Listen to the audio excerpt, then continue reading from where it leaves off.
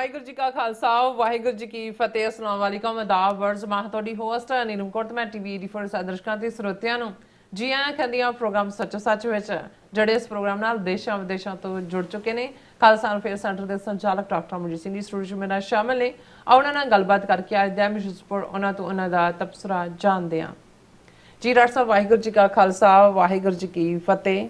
हाँ जी नीलम कौर जी ਤੁਹਾਨੂੰ ਵੀ ਤੇ ਦੁਨੀਆ ਭਰ ਚ ਬੈਠੇ ਸਾਡੇ ਬਹੁਤ ਹੀ ਪਿਆਰੇ ਸੋਹਣੇ ਸਿਆਣੇ ਸੁਨੱਖੇ ਟੀਵੀ 84 ਦੇ ਵਿਊਅਰਸ ਨੂੰ ਵੀ ਵਾਹਿਗੁਰੂ ਜੀ ਕਾ ਖਾਲਸਾ ਵਾਹਿਗੁਰੂ ਜੀ ਕੀ ਫਤਿਹ।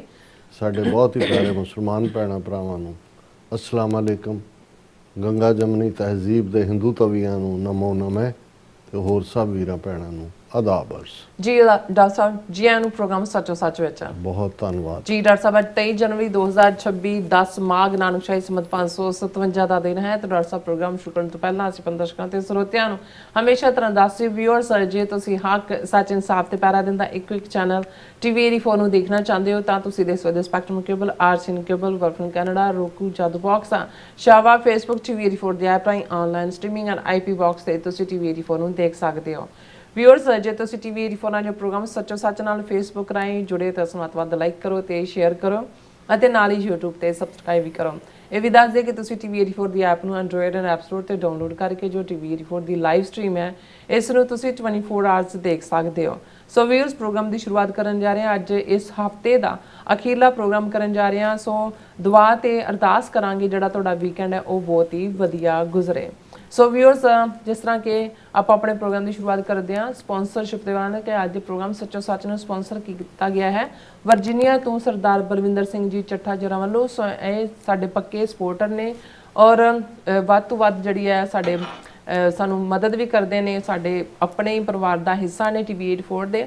ਸੋ ਇਹ ਨਾਲੇ ਖਾਲਿਸਤਾਨ ਦੀ ਜਿਹੜੀ ਪ੍ਰਾਪਤੀ ਦੀ ਅਰਦਾਸ ਵੀ ਕਰਦੇ ਹਨ, ਸਿੱਖ ਕੌਮ ਦੀ ਚੜ੍ਹਦੀ ਕਲਾ ਦੀ ਆਸ ਵੀ ਕਰਦੇ ਨੇ। ਸੋ ਅੱਜ ਦੀ ਸਪਾਂਸਰਸ਼ਿਪ ਦੀ ਅਸੀਂ ਸਰਦਾਰ ਬਲਵਿੰਦਰ ਸਿੰਘ ਚੱਠਾ ਜਿਹੜਾ ਦਾ ਤਹਿ ਦਿਲ ਤੋਂ ਧੰਨਵਾਦ ਕਰਦੇ ਹਾਂ। ਤੁਹਾਨੂੰ ਵੀ ਅਪੀਲ ਤੇ ਬੇਨਤੀ ਕਰਦੇ ਹਾਂ ਕਿ ਤੁਸੀਂ ਪ੍ਰੋਗਰਾਮ ਸੱਚੋ ਸੱਚ ਨੂੰ ਵੱਧ ਤੋਂ ਵੱਧ ਸਪਾਂਸਰ ਕਰੋ। ਸਪਾਂਸਰਸ਼ਿਪ ਲਈ ਤੁਸੀਂ ਸਾਨੂੰ ਕਾਲ ਕਰ ਸਕਦੇ ਹੋ ਸਾਡੇ ਫੋਨ ਨੰਬਰ ਤੇ 516661911984। ਸੇਮ ਨੰਬਰ ਤੇ WhatsApp ਕਰ ਸਕਦੇ ਹੋ। ਤੁਸੀਂ ਸਾਨੂੰ ਈਮੇਲ ਵੀ ਕਰ ਸਕਦੇ info@tv84.tv ਤੇ।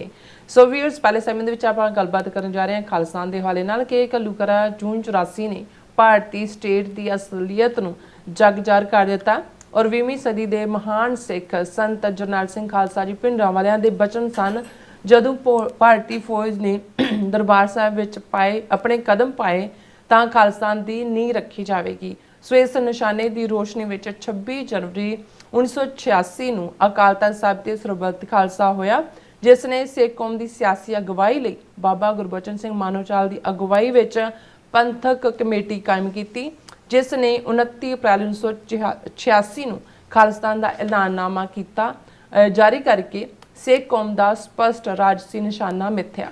ਸੋ 26 ਜਨਵਰੀ ਨੂੰ ਇਸ ਸਰਬੱਤ ਖਾਲਸਾ ਨੂੰ ਹੋਏ 40 ਸਾਲ ਹੋ ਜਾਣੇ ਨੇ ਔਰ ਇਹਨਾਂ 40 ਸਾਲਾਂ ਵਿੱਚ ਖਾਲਿਸਤਾਨ ਦੇ ਸੰਘਰਸ਼ ਨੇ ਕਿਹੜੇ ਪੜਾਅ ਤੈਅ ਕੀਤੇ ਨੇ ਔਰ ਅੱਜ ਅਸੀਂ ਕਿੱਥੇ ਖੜੇ ਹਾਂ। ਸੋ ਇਸ ਬਾਰੇ ਆਪਾਂ ਗੱਲਬਾਤ ਕਰਨ ਜਾ ਰਹੇ ਹਾਂ।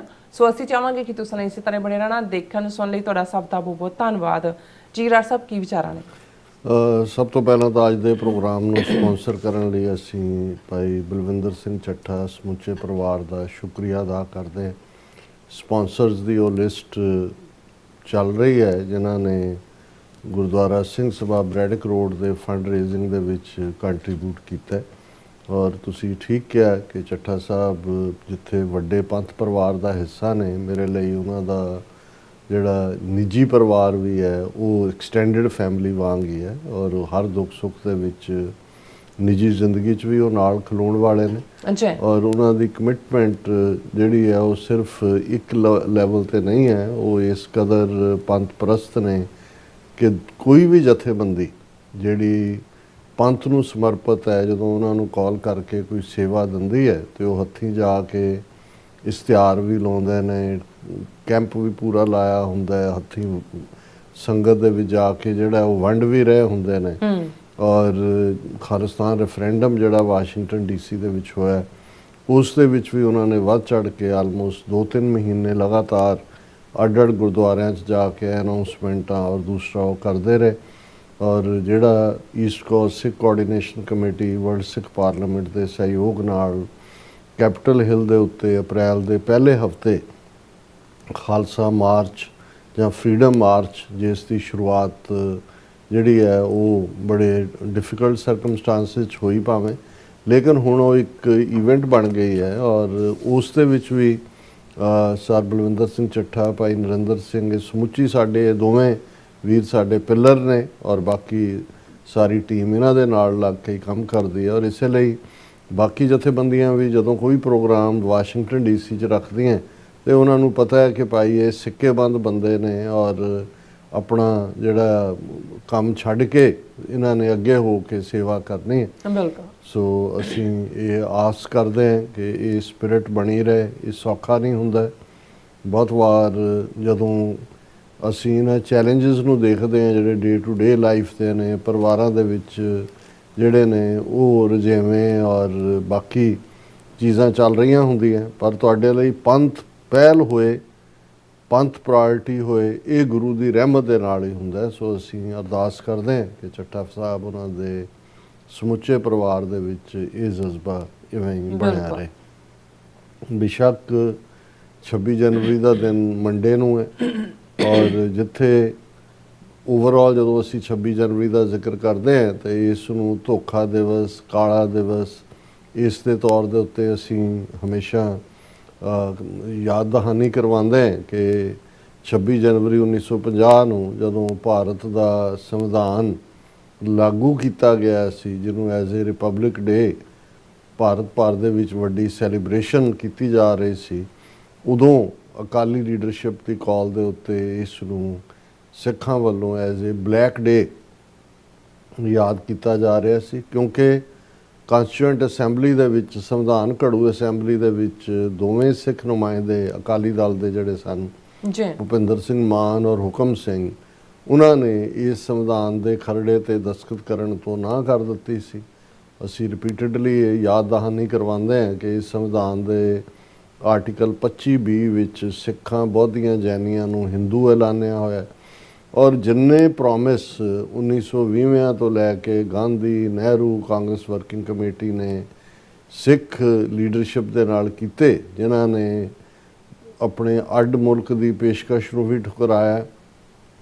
ਕਾਇਦੇ ਆਜ਼ਮ ਮੁਹੰਮਦ ਅਲੀ ਜਿਨ੍ਹਾਂ ਵੱਲੋਂ ਪਾਕਿਸਤਾਨ ਦੇ ਵਿੱਚ ਆਟੋਨਮਸ ਸਟੇਟ ਦੇ ਰੁਤਬੇ ਨੂੰ ਵੀ ਠੁਕਰਾਇਆ ਔਰ ਇਹਨਾਂ ਦੇ ਜ਼ਬਾਨੀ ਕਲਾਮੀ ਵਾਅਦਿਆਂ 'ਤੇ ਯਕੀਨ ਕੀਤਾ, ਜਿਸ ਬਾਰੇ ਅਕਸਰ ਬਹੁਤ ਸਾਰੇ ਜਿਹੜੀਆਂ ਐਸ਼ੋਰੈਂਸਿਸ ਗਾਂਧੀ ਨੇ 1929 ਦੇ ਵਿੱਚ ਲਾਹੌਰ ਬਾਬਾ ਖੜਕ ਸਿੰਘ ਜਿਹੜੇ ਅਕਾਲੀ ਦਲ ਦੇ ਉਸ ਵੇਲੇ ਪ੍ਰਮੁੱਖ ਸਨ, ਉਹਨਾਂ ਨੂੰ ਇਹ ਸ਼ੋਰ ਕੀਤਾ ਕਿ ਭਾਰਤ ਦੇ ਵਿੱਚ ਕੋਈ ਵੀ ਸੰਵਿਧਾਨ ਐਸਾ ਪਾਸ ਨਹੀਂ ਹੋਏਗਾ ਜਿਹੜਾ ਸਿੱਖਾਂ ਨੂੰ ਕਬੂਲ ਨਾ ਹੋਏ।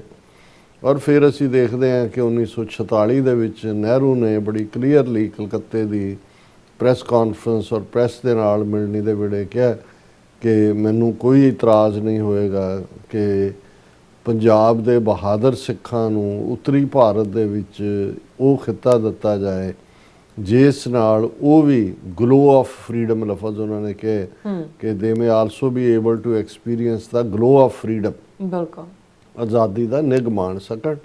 ਔਰ ਲਗਾਤਾਰਤਾ ਨਾਲ ਇਹ ਜਿਹੜੀ ਡਿਊਪਿੰਗ ਪਾਲਿਸੀ ਸੀ ਉਸ ਸਿੱਖ ਲੀਡਰਸ਼ਿਪ ਫਸੀ, ਲੇਕਿਨ ਜਿਉਂ ਹੀ ਸੰਵਿਧਾਨ ਘੜੂ ਅਸੈਂਬਲੀ ਬਣੀ, ਸਿੱਖ ਲੀਡਰਾਂ ਨੇ ਯਾਦ ਦਹਾਨੀ ਕਰਵਾਈ ਕਾਂਗਰਸ ਦੀ ਲੀਡਰਸ਼ਿਪ ਨੂੰ, ਨਹਿਰੂ ਨੂੰ, ਪਟੇਲ ਨੂੰ ਵਾਅਦਿਆਂ ਦੀ, ਔਰ ਜਵਾਬ ਮਿਲਿਆ ਕਿ ਸਰਕਮਸਟੈਂਸਿਸ ਹੈਵ ਨਾਓ ਚੇਂਜਡ। ਇਹ ਨਹਿਰੂ ਦੇ ਲਫ਼ਜ਼ ਸੀ ਕਿ ਤਬ ਬਾਤ ਔਰ ਥੀ, ਅਬ ਬਾਤ ਔਰ ਹੈ।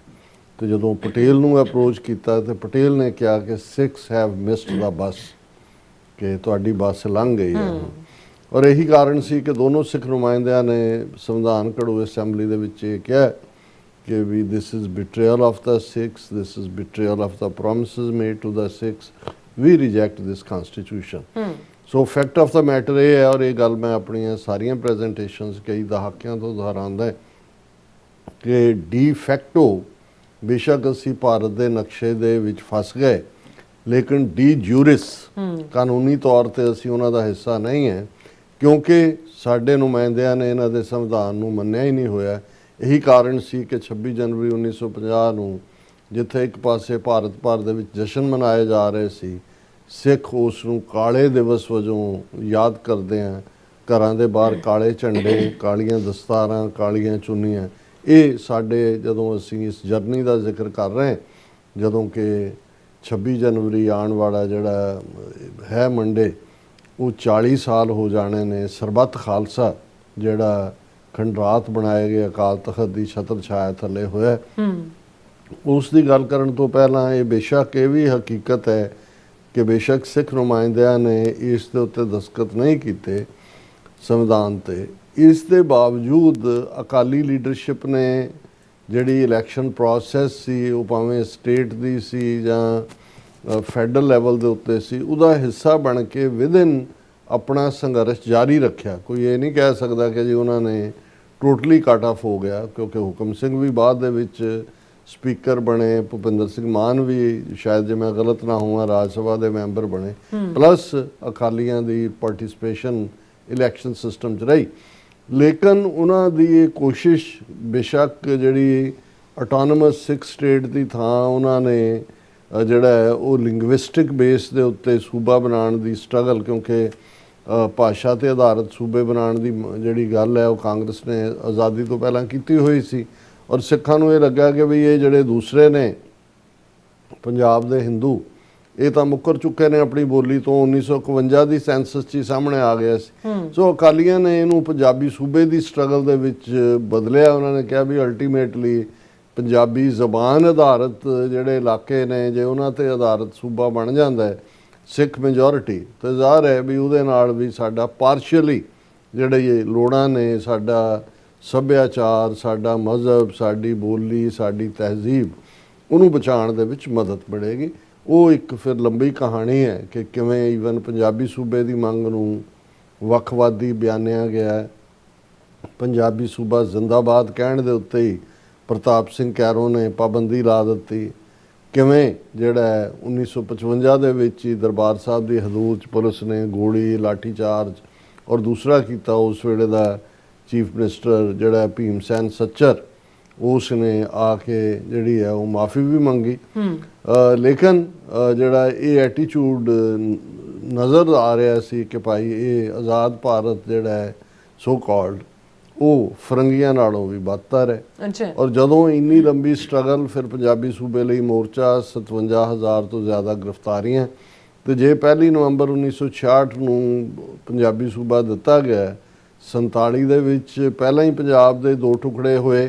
29 ਜ਼ਿਲ੍ਹੇ ਜਿਹੜੇ ਅਣਵੰਡੇ ਪੰਜਾਬ ਦੇ ਸੀ, ਉਹਨਾਂ ਚੋਂ 16 ਜ਼ਿਲ੍ਹੇ ਪਾਕਿਸਤਾਨੀ ਪੰਜਾਬ ਦਾ ਹਿੱਸਾ ਬਣੇ, 13 ਜ਼ਿਲ੍ਹੇ ਇਧਰਲੇ ਪੰਜਾਬ 'ਚ ਆਏ। ਔਰ 1 ਨਵੰਬਰ 1966 ਨੂੰ ਈਵਨ ਇਹ 13 ਜ਼ਿਲ੍ਹਿਆਂ ਵਾਲੇ ਪੰਜਾਬ ਦੇ ਵੀ 4 ਟੋਟੇ ਕਰ ਦਿੱਤੇ ਗਏ, ਪੰਜਾਬ, ਹਰਿਆਣਾ, ਹਿਮਾਚਲ, ਚੰਡੀਗੜ੍ਹ। ਔਰ ਵੱਡਾ ਇਲਾਕਾ ਜਿਹੜਾ ਉਹ ਹਿਮਾਚਲ ਨੂੰ, ਫਿਰ ਹਰਿਆਣਾ ਸੂਬੇ ਦੇ ਤੌਰ ਤੇ, ਚੰਡੀਗੜ੍ਹ ਨੂੰ ਯੂਨੀਅਨ ਟੈਰੀਟਰੀ ਨੂੰ।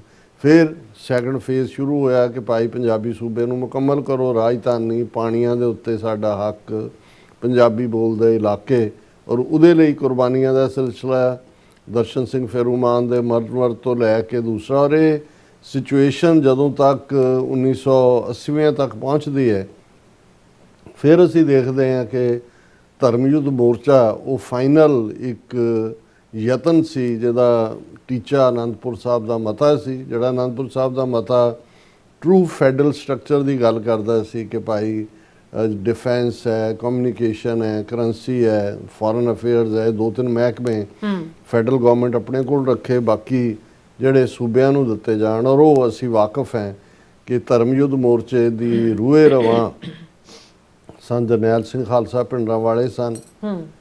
ਉਹਨਾਂ ਨੇ ਇਸ ਗੱਲ ਨੂੰ ਸਪਸ਼ਟ ਕੀਤਾ ਹੋਇਆ ਸੀ ਕਿ ਅਸੀਂ ਅਕਾਲ ਤਖਤ ਦੇ ਸਾਹਮਣੇ ਅਰਦਾਸ ਜਿਹੜੀ ਹੈ ਉਹ ਅਨੰਦਪੁਰ ਦੇ ਮਤੇ ਦੀ ਕੀਤੀ ਹੈ, ਔਰ ਇਹ ਮੁਕੰਮਲ ਅਨੰਦਪੁਰ ਦਾ ਮਤਾ ਜਿਹੜਾ ਉਸ ਨੂੰ ਮਨਜ਼ੂਰ ਕਰਵਾਉਣਾ।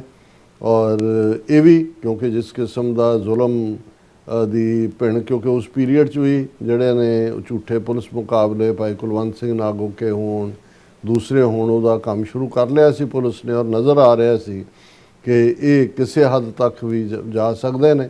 ਇਹ ਵੀ ਸੰਭਾਵਨਾਵਾਂ ਸਨ ਕਿ ਜੀ ਫੌਜੀ ਜਿਹੜਾ ਐਕਸ਼ਨ ਵੀ ਹੋ ਸਕਦਾ, ਹਮਲਾ ਵੀ ਹੋ ਸਕਦਾ।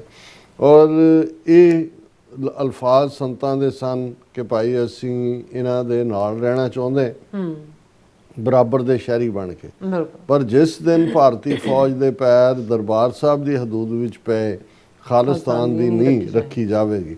ਸੋ ਜ਼ਾਹਰ ਹੈ ਕਿ ਜੂਨ 84 ਦਾ ਪਹਿਲਾ ਹਫਤਾ, ਜਿਸ ਨੂੰ ਅਸੀਂ ਘੱਲੂਘਾਰਾ 84 ਦਾ ਨਾਂ ਪੰਥ ਨੇ ਦਿੱਤਾ ਹੈ, ਉਸ ਤੋਂ ਬਾਅਦ ਬਿਲਕੁਲ ਜਿਹੜਾ ਭਾਰਤੀ ਸਟੇਟ ਦੇ ਨਾਲ ਇੱਕ ਲਾਈਨ ਖਿੱਚੀ ਗਈ। ਹੁਣ ਪੀਰੀਅਡ ਸੀ ਕਿ ਵੀ ਜਿਹੜਾ ਨਿਸ਼ਾਨਾ ਜਿਹਦੀ ਨੀਂਹ ਰੱਖਣ ਦੀ ਗੱਲ ਸੰਤ ਪਿੰਡਾਂ ਵਾਲਿਆਂ ਨੇ ਕੀਤੀ ਹੈ, ਉਸ ਦੀ ਰਾਜਸੀ ਅਗਵਾਈ ਕੀ ਹੋਏ, ਕਿਵੇਂ ਉਸ ਦੀ ਸ਼ੁਰੂਆਤ ਹੋਏ। ਏਜੰਸੀਆਂ ਨੇ ਇੱਕ ਜਿਹੜਾ ਬੜਾ ਚਲਾਕਕਾਰਾ ਘੱਲੂਘਾਰਾ ਤੋਂ ਦੇ ਜ਼ੁਲਮ ਦੇ ਨਾਲ ਕੀਤਾ ਕਿ ਉਹਨਾਂ ਨੇ ਇੱਕ ਵੱਡੇ ਹਿੱਸੇ ਦੇ ਵਿੱਚ ਇਹ ਭਰਮ ਫੈਲਾ ਦਿੱਤਾ ਕਿ ਸੰਤ ਪਿੰਡਾਂ ਵਾਲੇ ਚੜ੍ਹਦੀ ਕਲਾ 'ਚ ਨੇ। ਕਿਉਂਕਿ ਬਹੁਤ ਵਾਰ ਇਹ ਸਵਾਲ ਪੁੱਛਿਆ ਜਾਂਦਾ ਹੈ ਕਿ ਸਰਬੱਤ ਖਾਲਸਾ ਤਾਂ ਜੂਨ 84 ਤੋਂ ਬਾਅਦ ਇੱਕਦਮ ਬਾਅਦ ਕਿਉਂ ਨਹੀਂ, ਹਾਲਾਂਕਿ ਇੱਕਦਮ ਬਾਅਦ ਇਕੱਠ ਬਾਬਾ ਦੀਪ ਸਿੰਘ ਸ਼ਹੀਦਾਂ ਦੇ ਗੁਰਦੁਆਰੇ 'ਚ ਹੋਇਆ, ਲੇਕਿਨ ਜੂਨ 84 ਤੋਂ 1986 ਤੱਕ 2 ਸਾਲ ਕਿਉਂ ਲੱਗੇ, ਜਿਹਦੇ ਥੱਲੇ ਕਿ ਪੋਲੀਟੀਕਲ ਨਿਸ਼ਾਨਾ ਸਪਸ਼ਟ ਕਰਨ ਦੀ ਲੋੜ ਸੀ। ਕਿਉਂਕਿ ਉਸ ਪੀਰੀਅਡ 'ਚ ਸੰਤ ਚੜ੍ਹਦੀ ਕਲਾ 'ਚ ਨੇ ਇਸ ਗੱਲ ਨੂੰ ਜਿਹੜਾ ਈਵਨ ਮੁੱਖ ਤੌਰ 'ਤੇ ਦਮਦਮੀ ਟਕਸਾਲ ਜਿਸ ਤੇ ਸੰਤ ਮੁਖੀ ਸਨ, ਉਹਨਾਂ ਵੱਲੋਂ ਵੀ ਇਸ ਬਿਲੀਫ ਨੂੰ ਪ੍ਰਚਾਰਿਆ ਗਿਆ, ਇਸ ਨੂੰ ਮੰਨਿਆ ਗਿਆ। ਨਤੀਜੇ ਦੇ ਤੌਰ ਤੇ ਤੁਸੀਂ ਉਡੀਕ ਰਹੇ ਹੁੰਦੇ ਹੋ ਕਿ ਜੀ ਇੱਧਰੋਂ ਆਉਣਗੇ, ਇੱਧਰ ਅਗਵਾਈ ਦੇਣਗੇ। ਸੋ ਇਹ ਇੱਕ ਦੁਖਦ ਚੈਪਟਰ ਵੀ ਹੈ। ਔਰ ਉਹੀ ਜਦੋਂ ਅਸੀਂ ਅੱਜ ਵੀ ਡਿਸਇਨਫੋਰਮੇਸ਼ਨ ਕੈਂਪੇਨ ਏਜੰਸੀਆਂ ਦਾ ਦੇਖਦੇ ਹਾਂ ਇੱਕ ਰੂਪ ਦੇ ਵਿੱਚ ਜਾਂ ਦੂਜੇ ਦੇ ਵਿੱਚ, ਜਿਹਦਾ ਅਸੀਂ ਜ਼ਿਕਰ ਕੀਤਾ ਸੀ ਕਿ ਕੁਛ ਨਾ ਕੁਛ ਖੜਾ ਕਰ ਦਿੱਤਾ ਜਾਂਦਾ ਹੈ, ਉਸ ਦੇ ਨਤੀਜੇ ਵਜੋਂ। ਲੇਕਿਨ ਇਹਦੇ 'ਚ ਕੋਈ ਸ਼ੱਕ ਨਹੀਂ ਹੈ ਵੀ ਸਿੱਖ ਕੌਮ ਦੇ ਵਿੱਚ ਜੂਨ 84 ਦੇ ਘੱਲੂਘਾਰੇ ਤੋਂ ਬਾਅਦ ਇੰਨਾ ਰੋਹ ਸੀ। ਡਾਇਸਪੋਰਾ ਕਮਿਊਨਿਟੀ ਦੇ ਵਿੱਚ ਵੀ, ਉਹ ਲੰਡਨ ਹੋਏ, ਟੋਰਾਂਟੋ ਹੋਏ, ਸਰੀ ਹੋਏ, ਵੈਨਕੂਵਰ ਹੋਏ, ਦੁਨੀਆ ਭਰ ਦੀਆਂ ਮੁਲਕਾਂ ਜਿੱਥੇ ਸਿੱਖ ਆਬਾਦੀ ਹੈ, ਵੱਡੇ ਵੱਡੇ ਹਜ਼ਾਰਾਂ ਦੀ ਗਿਣਤੀ ਦੇ ਵਿੱਚ ਪ੍ਰੋਟੈਸਟ ਹੋਏ। ਔਰ ਇੱਕ ਪਾਸੇ ਅਸੀਂ ਦੇਖਦੇ ਹਾਂ ਕਿ ਇੰਦਰਾ ਗਾਂਧੀ ਨੂੰ ਸਜ਼ਾ ਯਾਫਤਾ ਕੀਤਾ ਗਿਆ। ਫਿਰ ਨਵੰਬਰ ਦੇ ਵਿੱਚ ਸਿੱਖਾਂ ਦੀ ਨਸਲਕੁਸ਼ੀ ਹੋਈ।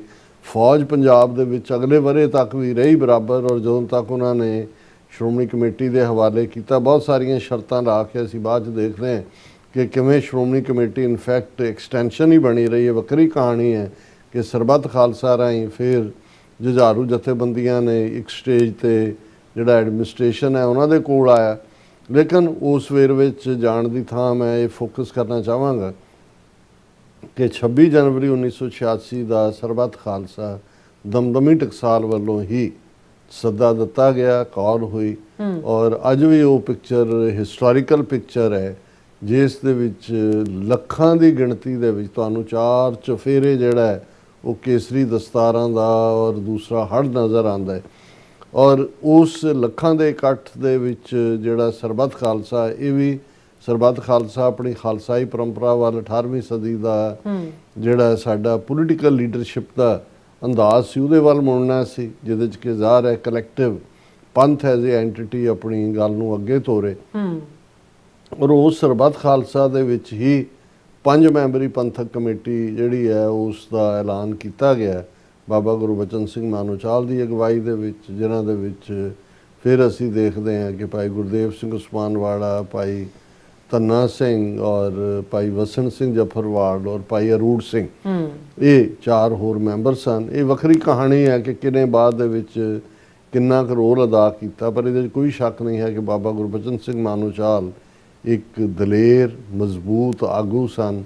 ਉਹਨਾਂ ਦੀ ਸ਼ਹਾਦਤ ਵੀ ਜਿਹੜੀ ਇਸੇ ਤਰ੍ਹਾਂ ਭਾਈ ਗੁਰਦੇਵ ਸਿੰਘ ਉਸਮਾਨਵਾਲਾ ਦੀ ਵੀ ਸ਼ਹਾਦਤ ਹੋਈ। ਔਰ ਉਹ ਭਾਈ ਬਾਬਾ ਮਾਨੋਚਾਲ ਜਿਹੜੇ ਨੇ ਉਹ 1993 ਦੇ ਵਿੱਚ ਮੋਸਟ ਲਾਈਕਲੀ ਉਹਨਾਂ ਦੀ ਸ਼ਹਾਦਤ ਹੁੰਦੀ।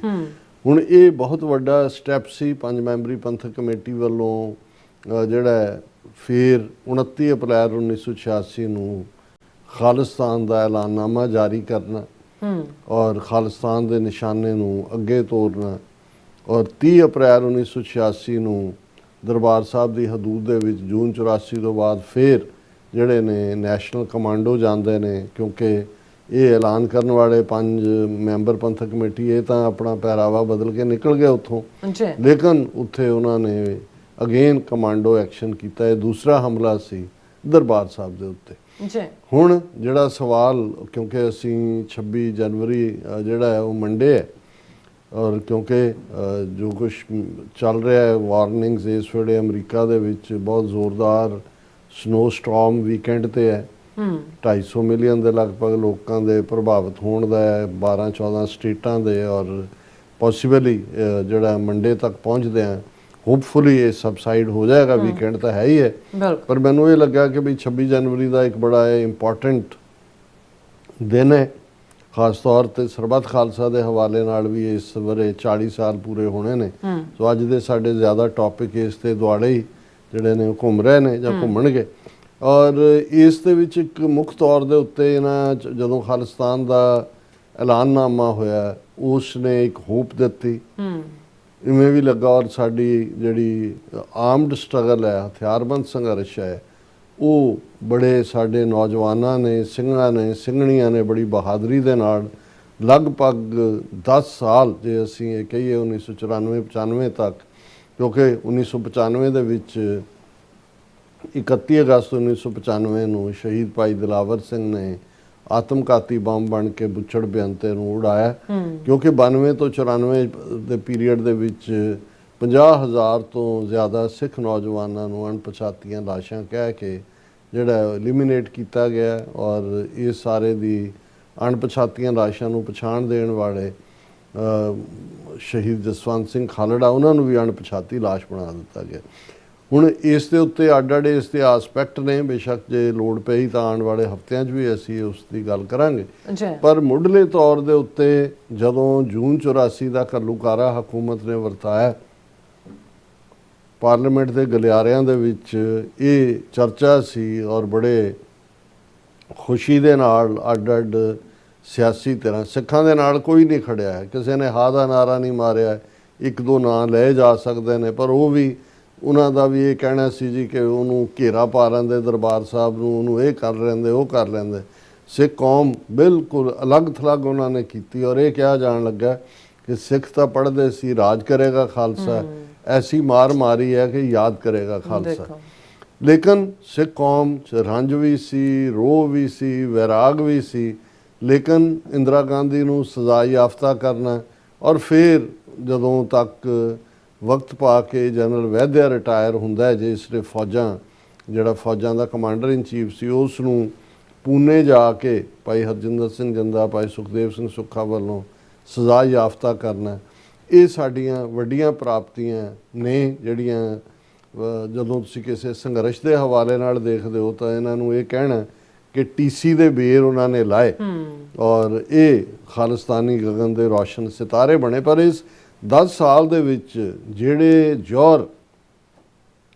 ਸਾਡੇ ਨੌਜਵਾਨਾਂ ਨੇ ਦਿਖਾਏ ਕਿਉਂਕਿ ਇਹ ਜ਼ਰੂਰੀ ਹੈ ਸਮਝਣਾ ਬਹੁਤ ਵਾਰ ਅੱਜ ਜਿਨ੍ਹਾਂ ਨੂੰ ਕੋਈ ਬਹੁਤਾ ਇਲਮ ਵੀ ਨਹੀਂ ਹੁੰਦਾ ਜਾਂ ਹਮਦਰਦੀ ਤੋਂ ਦੂਰ ਹੁੰਦੇ ਨੇ ਔਰ ਇਵੇਂ ਸੁਣੇ ਸੁਣਾਏ ਸੋਸ਼ਲ ਮੀਡੀਆ ਦੇ ਜਿਹੜੇ ਫੇਸਬੁੱਕੀ ਵਿਦਵਾਨ ਬਣੇ ਹੋਏ ਨੇ ਉਹਨਾਂ ਦੀਆਂ ਕੋਈ ਗੱਲਾਂ ਕਿ ਜੀ ਕੀ ਖੱਟ ਲਿਆ ਕਿੱਥੇ ਹੈ ਜੀ ਕਿ ਇੰਨੇ ਸਾਲ ਲੱਗ ਗਏ ਕੀ ਮਿਲਿਆ ਕੀ ਗਵਾਇਆ ਜੇ ਤੁਸੀਂ ਬੜੇ ਇਸ ਨੂੰ ਈਵਨ ਨਿਰਪੱਖ ਹੋ ਕੇ ਵੀ ਐਨਾਲਿਟਿਕਲੀ ਦੇਖੋ ਕਿ ਇਹ ਖਾਲਿਸਤਾਨ ਦੇ ਇਤਿਹਾਸ ਦੇ ਗੋਲਡਨ ਸਾਲ ਨੇ ਇਹ ਸਾਡੇ ਯੋਧੇ ਵੀ ਜਿਨ੍ਹਾਂ ਨੇ ਬਹਾਦਰੀ ਦੇ ਜਿਹੜੇ ਨੇ ਉਹ ਜੌਹਰ ਦਿਖਾਏ ਸਿੱਖ ਕੌਮ ਸਮੁੱਚੀ ਨਾਲ ਖੜੀ ਔਰ ਉਹ ਭਾਰਤ ਜਿੱਥੋਂ ਕੋਈ ਖਬਰ ਨਹੀਂ ਸੀ ਨਿਕਲ ਸਕਦੀ ਜੂਨ 84 ਇਹਨਾਂ ਨੇ ਪੰਜਾਬ ਨੂੰ ਦੁਨੀਆ ਤੋਂ ਕੱਟ ਆਫ ਕਰਕੇ ਜਿਹੜਾ ਹੈ ਔਰ ਦੁਨੀਆ 'ਚ ਆਪਣਾ ਪ੍ਰੋਪੇਗੈਂਡਾ ਇਹੀ ਕੀਤਾ ਕਿ ਆਤੰਕਵਾਦੀ ਸੀ ਇਹਨਾਂ ਨੇ ਸਭ ਤੋਂ ਪਵਿੱਤਰ ਜਿਹੜੀ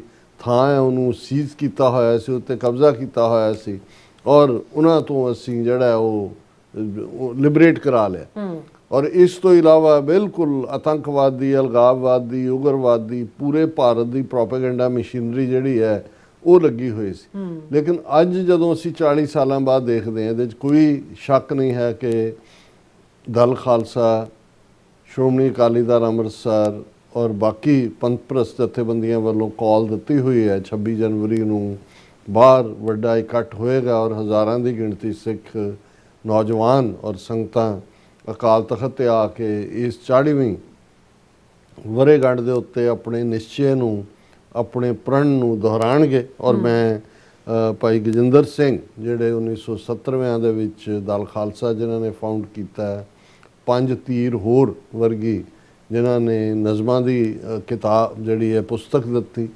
ਔਰ ਜਿਨ੍ਹਾਂ ਨੇ ਪਹਿਲੀ ਹਾਈਜੈਕਿੰਗ ਜਿਹੜੀ ਹੈ ਜਹਾਜ਼ ਜਦੋਂ ਸੰਤ ਭਿੰਡਰਾਂਵਾਲੇ ਜਿਹੜੇ ਨੇ 20 ਸਤੰਬਰ 1981 ਨੂੰ ਗ੍ਰਿਫਤਾਰੀ ਦਿੰਦੇ ਨੇ ਚੌਂਕ ਮਹਿਤੇ, ਔਰ 29 ਸਤੰਬਰ ਨੂੰ ਭਾਈ ਗਜਿੰਦਰ ਸਿੰਘ ਔਰ ਉਹਨਾਂ ਦੇ ਸਾਥੀ ਜਹਾਜ਼ ਲੈ ਕੇ ਪਾਕਿਸਤਾਨ ਪਹੁੰਚ ਜਾਂਦੇ ਨੇ। ਔਰ ਉਸ ਪੀਰੀਅਡ 'ਚ ਔਰ ਹੁਣ ਭਾਈ ਗਜਿੰਦਰ ਸਿੰਘ ਚੜ੍ਹਾਈ ਕਰ ਚੁੱਕੇ ਨੇ। ਪਰ ਅਸੀਂ ਇਹ ਦੇਖਦੇ ਹਾਂ ਕਿ ਜਦੋਂ ਅੱਜ 40 ਸਾਲ ਬਾਅਦ ਅਸੀਂ ਗੱਲ ਕਰ ਰਹੇ ਹਾਂ, ਉਸ ਤੋਂ 30 ਸਾਲ 40 ਸਾਲ ਪਿੱਛੇ ਜਾ ਕੇ ਜੇ ਦੇਖੀਏ ਕਿ ਕਿਵੇਂ ਔਰ ਭਾਈ ਗਜਿੰਦਰ ਸਿੰਘ ਹੋਰਾਂ ਦਾ ਕਾਵਿ ਸੰਗ੍ਰਹਿ ਸੁਪਨੇ ਤੋਂ ਸੰਘਰਸ਼ ਵੱਲ, ਔਰ ਸੁਪਨਾ ਕੀ ਹੈ ਔਰ ਸੰਘਰਸ਼ ਕੀ ਹੈ, ਔਰ ਇੱਕ ਕਪਲੇਟ ਉਹਨਾਂ ਦਾ, ਕਿਉਂਕਿ ਖੁਦ ਸ਼ਾਇਰ ਨੇ, ਸੁਪਨਾ ਸਾਕਾਰ ਕਰਨਾ ਹੈ, ਕਰਨਾ ਹੀ ਕਰਨਾ ਹੈ, ਹਰ ਹਾਲ 'ਚ ਕਰਨਾ ਹੈ। ਸੁਪਨਾ ਸਾਕਾਰ ਕਰਨਾ ਹੈ, ਕਰਨਾ ਹੀ ਕਰਨਾ ਹੈ, ਹਰ ਹਾਲ 'ਚ ਕਰਨਾ ਹੈ। ਅਸਾਂ ਮਰ ਮਰ ਜੰਮਣਾ ਹੈ ਤੇ ਜੰਮ ਜੰਮ ਮਰਨਾ ਹੈ। ਇਹ ਕਿਉਂਕਿ ਕੁਰਬਾਨੀਆਂ, ਤੁਸੀਂ ਆਜ਼ਾਦੀ ਮੁਫਤ ਨਹੀਂ ਮਿਲਦੀ, ਇਹਦਾ ਮੁੱਲ ਤਾਰਨਾ ਪੈਂਦਾ। ਅਸਾਂ ਮਰ ਮਰ ਜੰਮਣਾ ਹੈ ਤੇ ਜੰਮ ਜੰਮ ਮਰਨਾ ਹੈ, ਭਾਵੇਂ 100 ਜਨਮ ਲੱਗ ਜਾਣ, ਸੁਪਨਾ ਸਾਕਾਰ ਕਰਨਾ ਹੈ। ਇੱਕ ਸੁਪਨਾ ਦੇਖਿਆ ਸੀ ਸਵੈਮਾਨ ਨਾਲ ਜਿਉਣ ਦਾ, ਇੱਕ ਸੁਪਨਾ ਦੇਖਿਆ ਸੀ ਸਵੈਮਾਨ ਨਾਲ ਜਿਉਣ ਦਾ, ਆਪਣੇ ਘਰ ਬਾਹਰ ਦਾ, ਖਾਲਸਾ ਦਰਬਾਰ ਦਾ, ਕੌਮ ਦੇ ਸਿਰ ਤਾਜ ਦਾ, ਮੁੜ ਗਵਾਏ ਹੋਏ ਰਾਜ ਦਾ। ਸੋ ਅੱਜ ਵੀ ਜਦੋਂ ਅਸੀਂ 40 ਸਾਲ ਬਾਅਦ ਇਸ ਦੀ ਗੱਲ ਕਰ ਰਹੇ ਹਾਂ ਤੇ ਇਹ ਸੁਪਨਾ ਅੱਜ ਵੀ ਸਾਡੇ ਸਾਹਮਣੇ ਹੈ। ਔਰ ਇਸ 'ਚ ਮੈਂ ਸਮਝਦਾ ਵੀ ਇਸ ਦੀ ਬਿਗਨਿੰਗ 'ਚ ਨੈਲਸਨ ਮੰਡੇਲਾ, ਜਿਹੜਾ 27 ਸਾਲ ਅਫਰੀਕਾ ਦੀਆਂ ਜੇਲ੍ਹਾਂ ਦੇ ਵਿੱਚ ਉਹਨੂੰ ਰੱਖਿਆ ਗਿਆ, ਅਪਾਰਥਾਈਡ ਨਸਲੀ ਵਿਤਕਰਾ, ਗੋਰੇ ਮਾਈਨੋਰਟੀ 'ਚ ਵੀ ਹੁੰਦੇ ਆ, ਕਾਲਿਆਂ ਦੇ ਹੱਕਾਂ 'ਤੇ ਛਾਪਾ ਮਾਰਦੇ ਸੀ। ਔਰ ਜਦੋਂ, ਕਿਉਂਕਿ ਇਸ ਗੱਲ ਤੋਂ ਜਦੋਂ ਅੱਜ ਵੀ ਇੱਕ ਤਬਕਾ ਜੀ ਦੇਖੋ ਸਾਨੂੰ ਅੱਤਵਾਦੀ ਕਹਿੰਦੇ ਨੇ, ਸਾਨੂੰ ਦਹਿਸ਼ਤਗਰਦ ਕਹਿੰਦੇ ਨੇ। ਨੈਲਸਨ ਮੰਡੇਲਾ ਜਦੋਂ ਜੇਲ੍ਹ ਤੋਂ ਬਾਹਰ ਆਇਆ, ਉਹਨਾਂ ਦੀ ਆਟੋਬਾਇਓਗ੍ਰਾਫੀ ਵੀ ਹੈ, ਲੌਂਗ ਵਾਕ ਟੂ ਫਰੀडम। ਉਹਨਾਂ ਦਾ ਅੰਗਰੇਜ਼ੀ ਕੋਟ ਹੈ, ਜਿਸ ਦੀ ਪੰਜਾਬੀ ਹੈ, ਕੱਲ੍ਹ ਤੱਕ ਮੈਨੂੰ ਅੱਤਵਾਦੀ ਕਹਿੰਦੇ ਸਨ, ਪਰ ਜਦੋਂ ਮੈਂ ਜੇਲ੍ਹ ਤੋਂ ਬਾਹਰ ਆਇਆ ਤਾਂ ਬਹੁਤ ਸਾਰੇ ਲੋਕਾਂ ਨੇ ਮੈਨੂੰ ਗਲ ਨਾਲ ਲਾਇਆ, ਸਮੇਤ ਮੇਰੇ ਦੁਸ਼ਮਣਾਂ ਦੇ। ਇਹ ਗੱਲ ਮੈਂ ਉਹਨਾਂ ਸਾਰੇ ਲੋਕਾਂ ਨੂੰ ਆਖਦਾ ਹਾਂ ਜੋ ਆਪਣੀ ਕੌਮ ਦੀ ਆਜ਼ਾਦੀ ਲਈ ਲੜ ਰਹੇ ਹਨ ਅਤੇ ਜਿਨ੍ਹਾਂ ਨੂੰ ਅੱਤਵਾਦੀ ਕਿਹਾ ਜਾਂਦਾ ਹੈ। ਮੈਂ ਉਹਨਾਂ ਨੂੰ ਕਹਿੰਦਾ ਹਾਂ, ਕੱਲ੍ਹ ਤੱਕ ਮੈਂ ਵੀ ਅੱਤਵਾਦੀ ਸੀ, ਪਰ ਅੱਜ ਉਹੀ ਲੋਕ ਮੇਰੀ ਸਿਫਤ ਕਰਦੇ ਹਨ ਜੋ ਕਦੇ ਮੈਨੂੰ ਅਜਿਹਾ ਆਖਦੇ ਸਨ। ਸੋ ਇਹ ਰਿਮਾਈਂਡਰ ਹੈ ਕਿ ਜਿਹੜਾ ਅੱਜ ਦਾ ਅੱਤਵਾਦੀ ਹੈ ਦੁਸ਼ਮਣ ਦੀਆਂ ਨਜ਼ਰਾਂ 'ਚ, ਉਹ ਵੈਸੇ ਲੋਕ ਜਿਨ੍ਹਾਂ ਦੀ ਆਜ਼ਾਦੀ ਲਈ ਲੜ ਰਹੇ, ਉਹਨਾਂ ਲਈ ਤਾਂ ਉਦੋਂ ਵੀ ਉਹ ਫਰੀडम ਫਾਈਟਰ ਹੁੰਦਾ, ਆਜ਼ਾਦੀ ਘੁਲਾਟੀਆ ਹੁੰਦਾ। ਪਰ ਭਵਿੱਖ ਨੇ ਜਿਹੜਾ ਸੁਪਨਾ ਸਾਕਾਰ ਕਰਨਾ ਹੈ, ਉਹ ਉਹੀ ਲੋਕ ਨੇ ਜਿਹੜੇ ਇਸ ਸੰਘਰਸ਼ ਦੇ ਰਾਹ 'ਤੇ ਚੱਲਦੇ ਨੇ। ਤੇ ਅੱਜ ਜਦੋਂ ਅਸੀਂ 40 ਸਾਲ ਬਾਅਦ ਉਹ ਸਰਬੱਤ ਖਾਲਸਾ ਨੂੰ ਯਾਦ ਕਰ ਰਹੇ ਹਾਂ, ਸਾਡਾ ਸਿਰ ਉਹਨਾਂ 1.5 ਲੱਖ ਤੋਂ ਜ਼ਿਆਦਾ ਗੁਰੂ ਕਲਗੀਧਰ ਪਾਤਸ਼ਾਹ ਦੇ ਸਪੁੱਤਰ ਸਪੁੱਤਰੀਆਂ ਅੱਗੇ ਝੁਕਦਾ ਹੈ, ਜਿਨ੍ਹਾਂ ਨੇ ਆਪਣਾ ਅੱਜ ਦਿੱਤਾ ਤਾਂ ਕਿ ਕੌਮ ਦਾ ਆਉਣ ਵਾਲਾ ਕੱਲ੍ਹ ਮਾਣ ਮਤਾ ਹੋਏ, ਸ਼ਾਨ ਮਤਾ ਹੋਏ। ਔਰ ਇਸ ਵੇਲੇ ਖਾਲਿਸਤਾਨ ਦਾ ਸੰਘਰਸ਼ ਇੰਟਰਨੈਸ਼ਨਲ ਰਾਡਾਰ ਦੇ ਉੱਤੇ ਹੈ। ਅਸੀਂ ਕੱਲ੍ਹ ਜ਼ਿਕਰ ਕੀਤਾ ਸੀ ਕਿ ਕਰੋਸ਼ੀਆ ਦੀ ਐਮਬੈਸੀ, ਇੰਡੀਅਨ ਐਮਬੈਸੀ ਤੋਂ ਤਿਰੰਗਾ ਲਾ ਕੇ ਕਿੰਨੀ ਦੇਰ ਖਾਲਿਸਤਾਨ ਦਾ ਨਿਸ਼ਾਨ ਜਿਹੜਾ ਝੰਡਾ ਉਹ ਝੂਲਦਾ ਰਿਹਾ। ਔਰ ਇਸ ਵੇਲੇ ਦੁਨੀਆ ਭਰ ਦੇ ਵਿੱਚ ਸਿੱਖ ਲਾਮਬੰਦ ਨੇ, ਪੰਜਾਬ ਦੇ ਵਿੱਚ ਵੀ, ਜੇ ਇਸ ਦੇ ਬਾਵਜੂਦ ਕਿ 40 ਸਾਲਾਂ 'ਚ ਕਿੰਨੇ ਝੂਠੇ, ਔਰ ਇਸ ਵੇਲੇ ਫਿਰ ਪੰਜਾਬ 'ਚ ਝੂਠੇ ਪੁਲਿਸ ਮੁਕਾਬਲਿਆਂ ਦਾ ਔਰ ਗ੍ਰਿਫਤਾਰੀਆਂ ਦਾ ਸਿਲਸਿਲਾ ਸ਼ੁਰੂ ਹੋਇਆ। ਹੁਣ ਆਪਰੇਸ਼ਨ ਪ੍ਰਹਾਰ ਦੇ ਨਾਂ ਥੱਲੇ, ਗੈਂਗਸਟਰਸ ਨੂੰ ਮਾਰਨ ਦੇ ਨਾਂ ਥੱਲੇ। ਔਰ ਅੱਜ ਦੀ ਟ੍ਰਿਬਿਊਨ ਦੀ ਰਿਪੋਰਟਿੰਗ ਸੀ ਪੁਲਿਸ ਦੇ ਹਵਾਲੇ ਨਾਲ ਕਿ 4000 ਤੋਂ ਜ਼ਿਆਦਾ ਨੌਜਵਾਨ ਜਿਹੜੇ ਨੇ ਉਹ ਪੰਜਾਬ 'ਚ ਗ੍ਰਿਫਤਾਰ ਕੀਤੇ ਨੇ। ਉਹਨਾਂ 'ਚੋਂ 3500 ਨੂੰ ਜਿਹੜਾ ਉਹ ਗੈਂਗਸਟਰ ਐਲਾਨੇ ਪੰਜਾਬ ਦੇ ਵਿੱਚ।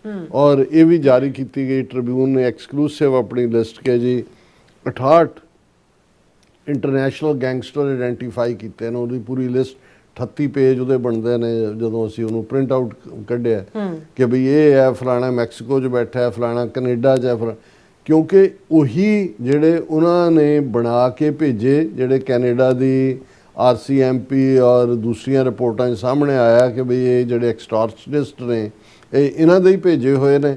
ਔਰ ਹੁਣ ਉਹਨਾਂ ਨੂੰ ਲੱਗਦਾ ਹੈ ਕਿ ਬਈ ਆਉਣ ਵਾਲੀਆਂ ਚੋਣਾਂ ਵੀ ਜਿਤਾਉਣੀਆਂ ਨੇ। ਜਿਹੜੀ B ਟੀਮ ਹੈ ਇਹਨਾਂ ਦੀ, RSS ਦੀ, BJP ਦੀ, ਭਗਵੰਤ ਮਾਨ ਦੀ, ਪਲੱਸ ਸਿੱਖਾਂ ਦੀ ਨਸਲਕੁਸ਼ੀ ਦਾ ਅਗਲਾ ਦੌਰ ਸ਼ੁਰੂ ਕਰਨਾ ਹੈ। ਔਰ ਇਹਨਾਂ 24 ਘੰਟਿਆਂ ਦੇ ਵਿੱਚ ਇਹਨਾਂ ਨੂੰ ਕੋਈ ਪੁੱਛੇ ਵੀ ਜਿਹੜਾ 4000 ਬੰਦਾ ਤੁਸੀਂ ਰਾਉਂਡ ਅਪ ਕੀਤਾ ਔਰ ਉਹਨਾਂ ਦੀ ਗ੍ਰਿਫਤਾਰੀਆਂ ਪਾਓਗੇ ਔਰ ਉਹਨਾਂ 'ਚੋਂ ਕੁਛ ਦੇ ਮੁਕਾਬਲੇ ਸ਼ੁਰੂ ਕੀਤੇ ਹੋਏ ਨੇ, ਇਹ ਤੁਹਾਨੂੰ 3 ਸਾਲ ਨਜ਼ਰ ਨਹੀਂ ਆਏ? 15 ਸਾਲ ਜਦੋਂ ਤੋਂ ਤੁਸੀਂ ਇਹ ਗੈਂਗਸਟਰ ਦਾ ਫਿਨੋਮੀਨਾ ਤਾਂ ਬਾਦਲ ਦੇ ਵੇਲੇ ਹੀ ਸ਼ੁਰੂ ਹੋ ਗਿਆ ਸੀ। ਅੱਛਾ, ਲੇਕਿਨ ਮਕਸਦ ਇਹੀ ਹੈ ਵੀ ਜਿਹੜੀ ਜੰਗ, ਜਿਹੜੀ ਅਨਡਿਕਲੇਅਰਡ ਵਾਰ ਔਨ ਦਾ ਸਿੱਖਸ ਇਹਨਾਂ ਨੇ ਥੋਪੀ, ਉਹ ਉਹਨਾਂ ਵੱਲੋਂ ਬਰਾਬਰ ਜਾਰੀ ਹੈ। ਔਰ ਇਹ ਵੀ ਜਦੋਂ ਅਕਾਲ ਤਖਤ ਦੇ ਉੱਤੇ ਇਕੱਠ ਹੋਏਗਾ, ਵੱਡਾ ਅਰਦਾਸ ਹੋਏਗੀ, ਇਹ ਵੀ ਰਿਮਾਈਂਡਰ ਹੋਏਗਾ ਕਿ ਇਹ ਜੰਗ ਅਜੇ ਜਾਰੀ ਹੈ। ਔਰ ਜਿਵੇਂ ਇਹ ਸਾਡਾ ਰਿਜ਼ੋਲਵ ਹੈ ਕਿ ਭਾਈ ਇੱਕ ਗੱਲ ਹਕੂਮਤ ਯਾਦ ਰੱਖੇ, ਜਿਨ੍ਹਾਂ ਕੰਧ ਸਰਹੰਦ ਦੀ ਤੋੜੀ ਸੀ ਅਜੇ ਤੱਕ ਉਹ ਸਾਡੇ ਹਥਿਆਰ ਜਿਉਂਦੇ, ਅੰਗੂਠਾ ਲਾਇਆ ਨਹੀਂ ਜਿਨ੍ਹਾਂ ਬੇਦਾਵਿਆਂ ਤੇ, ਸਿੰਘ ਅਜੇ ਵੀ ਕਈ ਹਜ਼ਾਰ ਜਿਉਂਦੇ। ਸੋ ਅੱਜ ਸਾਡੀ ਸਟਰਗਲ ਉਸ ਮੁਕਾਮ ਤੇ ਹੈ ਜਿਸ ਨੂੰ ਹਕੂਮਤ ਨੇ 40 ਸਾਲ ਹਰ ਹਥਿਆਰ ਚਾਣਕਿਆ ਨੀਤੀ ਦਾ ਸਾਮ ਦਾਮ ਦੰਡ ਭੇਦ ਵਰਤ ਕੇ ਉਹਨਾਂ ਨੇ ਕ੍ਰਸ਼ ਕਰਨਾ ਚਾਹਿਆ। ਪਰ ਅੱਜ ਸਾਡੀ ਮੰਜ਼ਿਲ ਕਰੀਬ ਹੈ ਔਰ ਉਹ ਦਿਨ ਦੂਰ ਨਹੀਂ ਹੈ ਜਦੋਂ ਅਸੀਂ ਖਾਲਿਸਤਾਨ ਦਾ ਲਫ਼ਜ਼ ਦੀ ਗੱਲ ਕਰਦੇ ਹਾਂ। ਅੱਜ ਦੁਨੀਆ ਭਰ ਦੇ ਵਿੱਚ ਜਿੱਥੇ ਸਿੱਖ ਕੌਮ ਇੱਕ ਆਜ਼ਾਦੀ ਪਸੰਦ, ਇੱਕ ਇਨਸਾਨੀਅਤ ਪਸੰਦ ਕੌਮ ਦੇ ਤੌਰ ਤੇ ਸਾਡਾ ਆਪਣਾ ਰੁਤਬਾ ਹੈ, ਦੁਨੀਆ ਭਰ ਦੇ ਵਿੱਚ ਸਾਡੇ ਝੰਡੇ ਝੂਲਦੇ ਨੇ ਲੱਖਾਂ ਸਿੰਘ ਸਿੰਘਣੀਆਂ ਐਨੂਅਲ ਪੈਰੇਡਸ ਦੇ ਵਿੱਚ, ਜਿੱਥੇ ਖਾਲਿਸਤਾਨ ਜ਼ਿੰਦਾਬਾਦ ਗੂੰਜਦਾ ਹੈ ਉਸ ਦਾ ਹਿੱਸਾ ਬਣਦੇ ਨੇ। ਉਸ ਦਾ ਸਾਡੀ ਆਵਾਜ਼ ਜਿਹੜੀ ਹੈ ਉਸ ਨੂੰ ਬਾਹਰ ਦਬਾਉਣ ਦੇ ਲਈ ਇੰਡੀਅਨ ਸਟੇਟ ਮਜਬੂਰ ਹੋਈ ਕਿ ਉਹਨਾਂ ਨੇ ਇਹ ਟਰਾਂਸਨੈਸ਼ਨਲ ਰਿਪਰੈਸ਼ਨ ਦਾ ਸਹਾਰਾ ਲਿਆ ਕਿ ਜੀ ਉਹ ਆਵਾਜ਼ ਬੰਦ ਕਰੇਗੀ, ਪਰ ਉਹਨੇ ਸਾਨੂੰ ਹੋਰ ਬੁਲੰਦ ਕੀਤਾ। ਅੱਜ ਇੰਡੀਆ ਐਜ਼ ਏ ਰੋਗ state, as a terrorist state, ਔਰ ਜੇ ਅਮਰੀਕਾ ਦੇ ਹਵਾਲੇ ਨਾਲ ਗੱਲ ਕਰੀਏ ਕਿ ਬਿਲਕੁਲ ਖੂੰਜੇ ਲਾ ਕੇ ਜਿਹੜਾ ਹੈ ਉਸ ਨੂੰ ਜਿਹੜਾ ਕੋਈ ਥਾਂ ਨਹੀਂ, ਕੋਈ ਢੋਈ ਨਹੀਂ ਮਿਲ ਰਹੀ, ਲੇਕਿਨ ਸਿੱਖ ਕੌਮ ਬਾਵਕਾਰ ਅੰਦਾਜ਼ ਦੇ ਵਿੱਚ ਆਪਣੇ ਕੌਮੀ ਘਰ ਖਾਲਿਸਤਾਨ ਵੱਲ ਵੱਧ ਰਹੀ ਹੈ। ਔਰ ਅਸੀਂ ਇਹ ਅਪੀਲ ਵੀ ਕਰਾਂਗੇ ਇਸ ਪਲੇਟਫਾਰਮ ਤੋਂ, ਪੰਜਾਬ ਦੇ ਵਿੱਚ ਵੀ ਸਾਰੇ ਜਿੰਨੇ ਸਾਡੇ ਨਾਲ ਜੁੜੇ ਹੋਏ ਨੇ ਆਪਣੇ ਵੈਲ ਵਿਸ਼ਰਸ ਨੂੰ, ਰਿਸ਼ਤੇਦਾਰਾਂ ਨੂੰ, ਪਰਿਵਾਰਾਂ ਨੂੰ ਕਹੋ ਕਿ ਉਸ ਇਕੱਠ ਜਿਹੜਾ ਹੋਣਾ, ਹਾਲਾਂ ਮੈਂ ਸਮਝਦਾ ਸੀ ਵੀ ਵੱਡੀ ਗੈਦਰਿੰਗ ਜਿਹੜਾ ਕਾਰਵਾਈ ਹੈ ਉਹ ਅੰਦਰ ਹੋਏਗੀ, ਪਰ ਮੈਨੂੰ ਲੱਗਦਾ ਵੀ ਸ਼੍ਰੋਮਣੀ ਕਮੇਟੀ ਜਾਂ ਦੂਜਿਆਂ ਨੇ ਪਰਮਿਟ ਨਹੀਂ ਕੀਤਾ ਹੋਏਗਾ, ਇਸ ਲਈ ਬਾਹਰ ਇਕੱਠ ਹੋਏਗਾ ਜਿੱਥੋਂ ਫਿਰ ਮਾਰਚ ਦੀ ਸ਼ਕਲ ਦੇ ਵਿੱਚ ਆ ਕੇ ਅਰਦਾਸ ਕਰਨ ਤੋਂ ਤਾਂ ਨਹੀਂ ਰੋਕ ਸਕਦੇ, ਕਿਉਂਕਿ ਇਹ ਵੀ ਸ਼੍ਰੋਮਣੀ ਕਮੇਟੀ ਜਾਂ ਦੂਜੀ ਜੋ ਵੀ ਹੈ ਇਹ ਉਹੀ ਹੈ ਜਿਹੜੀ ਜੋ ਸਲੂਕ ਸੰਤ ਪਿੰਡਾਂ ਵਾਲਿਆਂ ਦੇ ਨਾਲ ਇਹਨਾਂ ਸਾਰਿਆਂ ਨੇ ਕੀਤਾ। ਅੱਜ ਉਹਨਾਂ ਦੀ ਸੁਖਬੀਰ ਬਾਦਲ ਕਿਸ ਹੱਦ ਤੱਕ ਉਹ ਜਿਹੜਾ ਉਹ ਇਹਨਾਂ ਦੇ ਹੱਥਾਂ 'ਚ ਖੇਡ ਰਿਹਾ ਸਭ ਹੈ, ਪਰ ਇਹ ਨਾਲ ਨਾਲ ਰਹਿਣੇ ਨੇ। ਔਰ ਅਸੀਂ ਸਮਝਦੇ ਹਾਂ ਕਿ ਵੀ ਇੱਕ ਗੱਲ ਜਿਹੜੀ ਇਹਨਾਂ 40 ਵਰਿਆਂ 'ਚ ਅੱਜ ਮੈਜੋਰਿਟੀ ਸਿੱਖ ਪੰਜਾਬ ਦੇ ਵਿੱਚ ਨੌਜਵਾਨ ਨੇ, 20 ਸਾਲ ਦੀ ਜਨਰੇਸ਼ਨ ਹੁੰਦੀ ਹੈ, 2 ਜਨਰੇਸ਼ਨਾਂ ਅੱਗੇ ਗ੍ਰੈਂਡਸਨ ਦੀ ਜਨਰੇਸ਼ਨ ਆ ਗਈ, ਲੇਕਿਨ ਇਹ ਗੱਲ ਅੱਜ ਵੀ ਉਵੇਂ ਹੀ ਦ੍ਰਿੜ ਹੈ। ਮੈਂ ਕਨਕਲੂਡ ਕਰਾਂ ਪ੍ਰੋਫੈਸਰ ਹਰਿੰਦਰ ਸਿੰਘ ਮਹਿਬੂਬ ਦੇ ਲਫ਼ਜ਼ਾਂ ਦੇ ਵਿੱਚ ਕਿ ਆਪਣਾ ਮੁਲਕ, ਆਪਣਾ ਘਰ-ਬਾਰ, ਆਪਣਾ ਵਤਨ ਹੋਣਾ ਕਿੰਨਾ ਅਹਿਮੀਅਤ ਵਾਲਾ ਹੈ, ਕਿੰਨਾ ਇੰਪੋਰਟੈਂਟ ਹੈ। ਬਿਲਕੁਲ ਕਿ ਬੇਪਤ ਹੋਈਆਂ ਕੌਮਾਂ ਦੇ ਘਰ ਦੂਰ ਫਰੇਬੀ ਧਰ ਤੇ ਬਦਨਸੀਬ ਪੈਰਾਂ ਦੇ ਹੇਠਾਂ ਖਾਕ ਵਿਸ਼ੈਲੀ ਕਰਕੇ ਮੂੰਹ ਜ਼ੋਰ ਸਮਾਂ ਨਾ ਕੌਮੇ ਮੇਟ ਸਕੇਗਾ ਤੈਨੂੰ ਆਪਣੀ ਪੱਤ ਪਛਾਣ ਲਵੇਂ ਜੇ ਲੜ ਮਾਹੀ ਦਾ ਫੜ ਕੇ। ਅਲਟੀਮੇਟਲੀ ਦੇਸ਼ ਤੇ ਅਕਾਲ ਪੁਰਖ ਦੇ ਹੱਥ ਵੱਸ ਹੈ। ਗੁਰੂ ਕਲਗੀਆਂ ਵਾਲਾ ਪਾਤਸ਼ਾਹ ਪੰਥ ਦਾ ਵਾਲੀ ਹੈ ਔਰ ਗੁਰੂ ਕਲਗੀਧਰ ਪਾਤਸ਼ਾਹ ਦਾ ਇਕਰਾਰਨਾਮਾ ਹੈ ਪੰਥ ਦੇ ਨਾਲ, ਪੰਥ ਖਾਲਸਾ ਖੇਤੀ ਮੇਰੀ ਹਉ ਸੰਭਾਲ ਕਰੋ ਤਿਸ ਕੇਰੀ। ਸਾਡਾ ਫੇਥ, ਵਿਸ਼ਵਾਸ, ਈਮਾਨ, ਕਿਰਦਾਰ ਇਹ ਬੁਲੰਦ ਹੋਣਾ ਚਾਹੀਦਾ ਹੈ। ਔਰ ਉਹ ਦਿਨ ਦੂਰ ਨਹੀਂ ਹੈ ਜਦੋਂ ਦਰਿਆਏ ਜਮਨਾ ਤੋਂ ਵਾਘਾ ਤੱਕ ਇੰਡੀਪੈਂਡੈਂਟ ਸੋਵਰਨ ਨੇਸ਼ਨ ਖਾਲਿਸਤਾਨ ਇੱਕ ਹਕੀਕਤ ਹੋਏਗਾ। ਔਰ ਇਸ ਨਿਊਯਾਰਕ ਸ਼ਹਿਰ ਦੇ UN ਹੈੱਡਕੁਆਟਰ ਦੇ ਬਾਹਰ ਝੂਲ ਰਹੇ 193 ਮੁਲਕਾਂ ਦੇ ਝੰਡਿਆਂ ਦੇ ਨਾਲ ਖਾਲਿਸਤਾਨ ਦਾ ਝੰਡਾ ਵੀ ਝੂਲੇਗਾ। ਬਿਲਕੁਲ। ਖਾਲਿਸਤਾਨ ਜ਼ਿੰਦਾਬਾਦ। ਜੀ ਰਾਜ ਸਾਹਿਬ ਤੁਹਾਡਾ ਬਹੁਤ ਬਹੁਤ ਸ਼ੁਕਰੀਆ। ਸੋ ਥਲੇ ਨੇ ਬ੍ਰੇਕ ਤੇ ਜਾਣ ਤੋਂ ਪਹਿਲਾਂ ਅਸੀਂ ਦਰਸ਼ਕਾਂ ਤੇ ਸਰੋਤਿਆਂ ਨੂੰ ਅਪੀਲ ਤੇ ਬੇਨਤੀ ਕਰਦੀ ਹੈ ਵੀ ਔਰ ਜਿਸ ਤਰ੍ਹਾਂ ਤੁਸੀਂ ਜਾਣਦੇ ਹੋ ਕਿ TV 84 ਹੱਕ ਸੱਚ ਇਨਸਾਫ ਦੀ ਆਵਾਜ਼ ਬੁਲੰਦ ਕਰ ਰਿਹਾ। ਇਹ ਤੁਹਾਡੇ ਵਿਸ਼ਵਾਸ ਸਦਕਾ ਤੁਹਾਡੇ ਪਿਆਰ ਸਦਕਾ ਹੀ ਹੋ ਸਕਦੀ ਹੈ। ਸੋ ਅਸੀਂ ਚਾਹਾਂਗੇ ਕਿ ਤੁਸੀਂ TV 84 ਦੀ ਚੜ੍ਹਦੀ ਕਲਾ ਲਈ ਵੱਧ ਤੋਂ ਵੱਧ ਡੋਨੇਟ ਕਰੋ। ਡੋਨੇਟ ਕਰਨ ਲਈ ਸਾਡੀ ਵੈਬਸਾਈਟ tv84.tv ਤੇ ਜਾ ਕੇ ਪੇਪਲ ਦੀ ਵਰਤੋਂ ਕਰਕੇ 1 ਟਾਈਮ ਡੋਨੇਟ ਕਰ ਸਕਦੇ ਹੋ, ਮੰਥਲੀ ਡੋਨੇਟ ਵੀ ਕਰ ਸਕਦੇ ਹੋ। ਤੁਸੀਂ TV 84 ਦੇ ਨਾਮ ਤੇ ਚੈੱਕ ਬਣਾ ਕੇ ਸਾਨੂੰ ਮੇਲ ਵੀ ਕਰ ਸਕਦੇ ਹੋ ਸਾਡੇ ਇਸ ਪਤੇ ਤੇ 36-01 37th Avenue, Long Island City, New York 11101 USA, ਜਾਂ ਫਿਰ ਤੁਸੀਂ ਸਾਨੂੰ ਫੋਨ ਰਾਹੀਂ ਵੀ ਸੰਪਰਕ ਕਰ ਸਕਦੇ ਹੋ 5166191984। ਸੇਮ ਨੰਬਰ ਤੇ WhatsApp ਕਰ ਸਕਦੇ ਹੋ। ਤੁਸੀਂ ਸਾਨੂੰ ਈਮੇਲ ਵੀ ਕਰ ਸਕਦੇ ਹੋ info@tv84.tv ਤੇ। ਅਸੀਂ ਤੁਹਾਡੇ ਤਹਿ ਦਿਲ ਤੋਂ ਸ਼ੁਕਰਗੁਜ਼ਾਰ ਹੋਵਾਂਗੇ। ਸੋ ਥਲੇ ਨੇ ਬ੍ਰੇਕ ਵਿਊਅਰਸ ਤੁਸੀਂ ਇਸੇ ਤਰ੍ਹਾਂ ਬਣੇ ਰਹਿਣਾ। ਮਿਲਦੇ ਹਾਂ ਆਫਟਰ ਦਿਸ ਸ਼ਾਰਟ ਬ੍ਰੇਕ।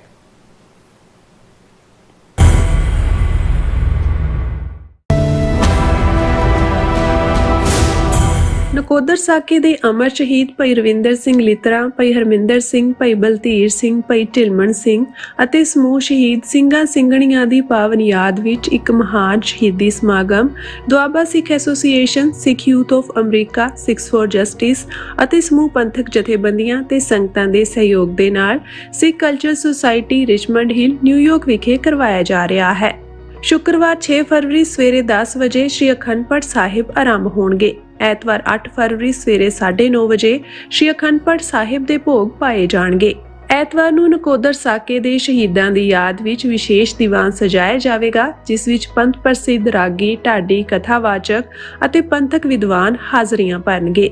ਮੁੱਖ ਬੁਲਾਰੇ ਦੇ ਤੌਰ ਤੇ ਖਾਲਿਸਤਾਨ ਅਫੇਅਰ ਸੈਂਟਰ ਦੇ ਸੰਚਾਲਕ ਡਾਕਟਰ ਅਮਰਜੀਤ ਸਿੰਘ ਜੀ ਵਿਚਾਰਾਂ ਦੀ ਸਾਂਝ ਪਾਉਣਗੇ। ਸਮੂਹ ਸੰਗਤਾਂ ਨੂੰ ਇਸ ਮਹਾਨ ਸ਼ਹੀਦੀ ਸਮਾਗਮ ਵਿੱਚ ਪਰਿਵਾਰ ਸਮੇਤ ਸ਼ਾਮਿਲ ਹੋਣ ਦੀ ਨਿਮਰ ਬੇਨਤੀ ਕੀਤੀ ਜਾਂਦੀ ਹੈ। ਵਧੇਰੇ ਜਾਣਕਾਰੀ ਲਈ ਸਕਰੀਨ ਤੇ ਦਿੱਤੇ ਨੰਬਰਾਂ ਤੇ ਸੰਪਰਕ ਕਰੋ ਜੀ। ਆਓ ਸ਼ਹੀਦਾਂ ਦੀ ਯਾਦ ਨੂੰ ਨਮਨ ਕਰੀਏ ਅਤੇ ਪੰਥਕ ਏਕਤਾ ਦਾ ਸਬੂਤ ਦਈਏ ਜੀ। ਧੰਨਵਾਦ। ਕੀ ਤੁਸੀਂ ਰੋਜ਼ਾਨਾ ਕੰਮ ਤੇ ਆਪਣਾ ਵਧੇਰੇ ਸਮਾਂ ਬਿਤਾਉਣ ਤੋਂ ਪਰੇਸ਼ਾਨ ਹੋ? ਆਪਣੀ ਪੂੰਜੀ ਨੂੰ ਕੰਮ ਤੇ ਲਗਾਓ, ਸਾਡੇ ਨਾਲ ਇਨਵੈਸਟ ਕਰੋ। ਅਸੀਂ ਤੁਹਾਡੀ ਪੂੰਜੀ ਤੋਂ ਤੁਹਾਡੇ ਲਈ ਵਧੇਰੇ ਪੈਸੇ ਬਣਾ ਸਕਦੇ ਹਾਂ। ਅਸੀਂ ਪ੍ਰਾਈਵੇਟ ਇਕੁਇਟੀ ਇਨਵੈਸਟਮੈਂਟ ਫਰਮ ਹਾਂ ਤੇ ਕਮਰਸ਼ੀਅਲ ਰੀਅਲ ਏਸਟੇਟ ਵਿੱਚ ਮਾਹਿਰ ਹਾਂ। Property management, leasing, asset management, commercial real estate investment ਵਿੱਚ ਸਾਰੀਆਂ ਸੇਵਾਵਾਂ ਲਈ ਅਮਰੀਕਾ ਭਰ ਵਿੱਚੋਂ ਤੁਸੀਂ ਸਾਡੇ ਤੱਕ ਪਹੁੰਚ ਕਰ ਸਕਦੇ ਹੋ। ਆਜ਼ਾਦ ਕਮਰਸ਼ੀਅਲ ਰੀਅਲਟੀ ਸਰਵਿਸਿਜ਼ ਦੇ Azad Family Trust, 701 North Port Oak Road, suite number 204, Houston, Texas. ਤੁਸੀਂ ਸਾਨੂੰ ਸਾਡੇ ਫੋਨ ਨੰਬਰ 7136861277 ਤੇ ਸੰਪਰਕ ਕਰ ਸਕਦੇ ਹੋ। Azad Commercial realty.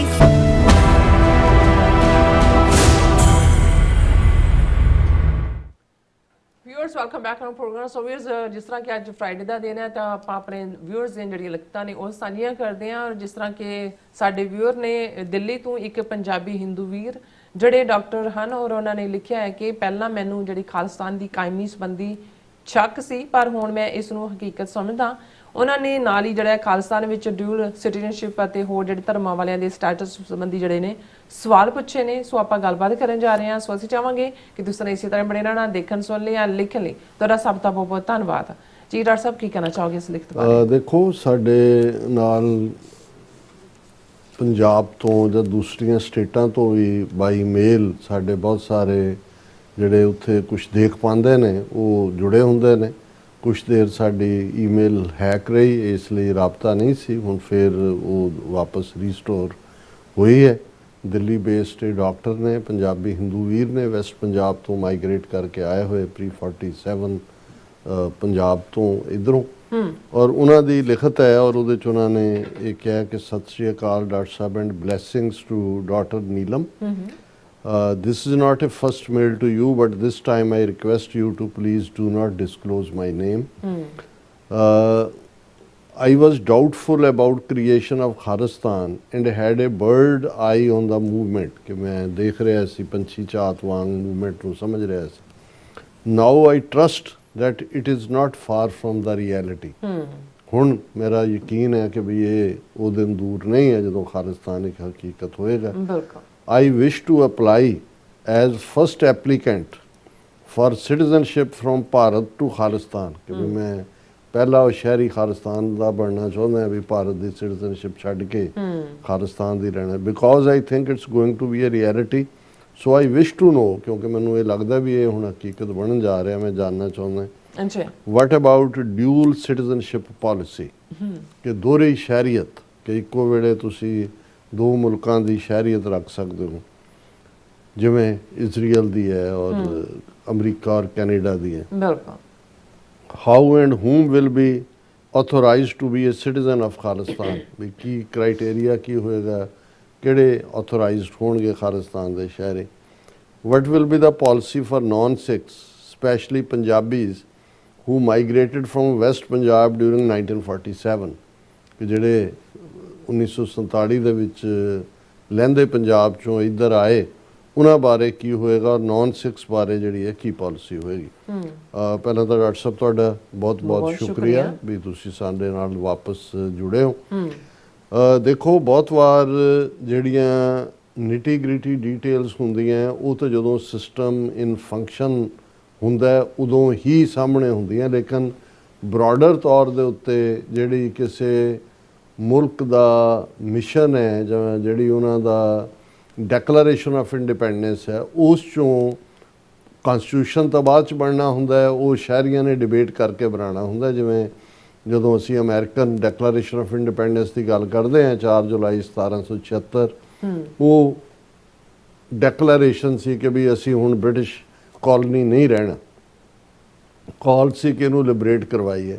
ਫਿਰ 15 ਸਾਲ ਬਾਅਦ ਕਨਸਟੀਟਿਊਸ਼ਨ ਜਿਹੜਾ ਹੈ ਉਹ ਕਾਂਸਟੀਟਿਊਐਂਟ ਅਸੈਂਬਲੀ ਦੇ ਵਿੱਚ ਬੈਠ ਕੇ ਅਮਰੀਕਨ ਜਦੋਂ ਲਿਬਰੇਟ ਹੋ ਜਾਂਦੇ ਨੇ ਉਹ ਬਣਾਉਂਦੇ ਨੇ। ਸੋ ਜਿਹੜੀ ਡੈਕਲੇਰੇਸ਼ਨ ਆਫ ਇੰਡੀਪੈਂਡੈਂਸ ਹੈ 29 ਅਪ੍ਰੈਲ 1986 ਦੀ, ਜਿਹਦਾ ਅਸੀਂ ਜ਼ਿਕਰ ਕੀਤਾ, ਔਰ 40 ਸਾਲਾ ਇਹ ਜਿਹੜੇ ਨੇ ਅਸੀਂ ਯਾਦ ਵੀ ਕਰ ਰਹੇ ਹਾਂ ਸਰਬੱਤ ਖਾਲਸਾ ਨੂੰ, ਉਹ ਬੀਜ ਰੂਪ ਦੇ ਵਿੱਚ ਭਵਿੱਖ ਦੇ ਖਾਲਿਸਤਾਨ ਦੀ ਇੱਕ ਮਿਸ਼ਨ ਸਟੇਟਮੈਂਟ ਹੈ ਜਾਂ ਇੱਕ ਇੰਟੈਂਟ ਹੈ, ਔਰ ਉਹਦੇ 'ਚ ਉਹਦੀ ਸ਼ੁਰੂਆਤ ਹੀ ਇਸ ਤੋਂ ਹੁੰਦੀ ਹੈ ਕਿ ਅੱਜ ਤੋਂ ਖਾਲਸੇ ਦਾ ਆਪਣਾ ਘਰ ਖਾਲਿਸਤਾਨ ਹੋਵੇਗਾ, ਜਿੱਥੇ ਖਾਲਸੇ ਦੀਆਂ ਚੌਕੀਆਂ ਝੰਡੇ ਬੁੰਗੇ ਜੁਗੋ ਜੁਗ ਅਟਲ ਹੋਣਗੇ ਤੇ 10 ਨੋਹਾਂ ਦੀ ਕਿਰਤ ਕਮਾਈ ਕਰਨ ਵਾਲਿਆਂ ਦਾ ਰਾਜ ਭਾਗ ਤੇ ਪੂਰਾ ਕੰਟਰੋਲ ਹੋਵੇਗਾ।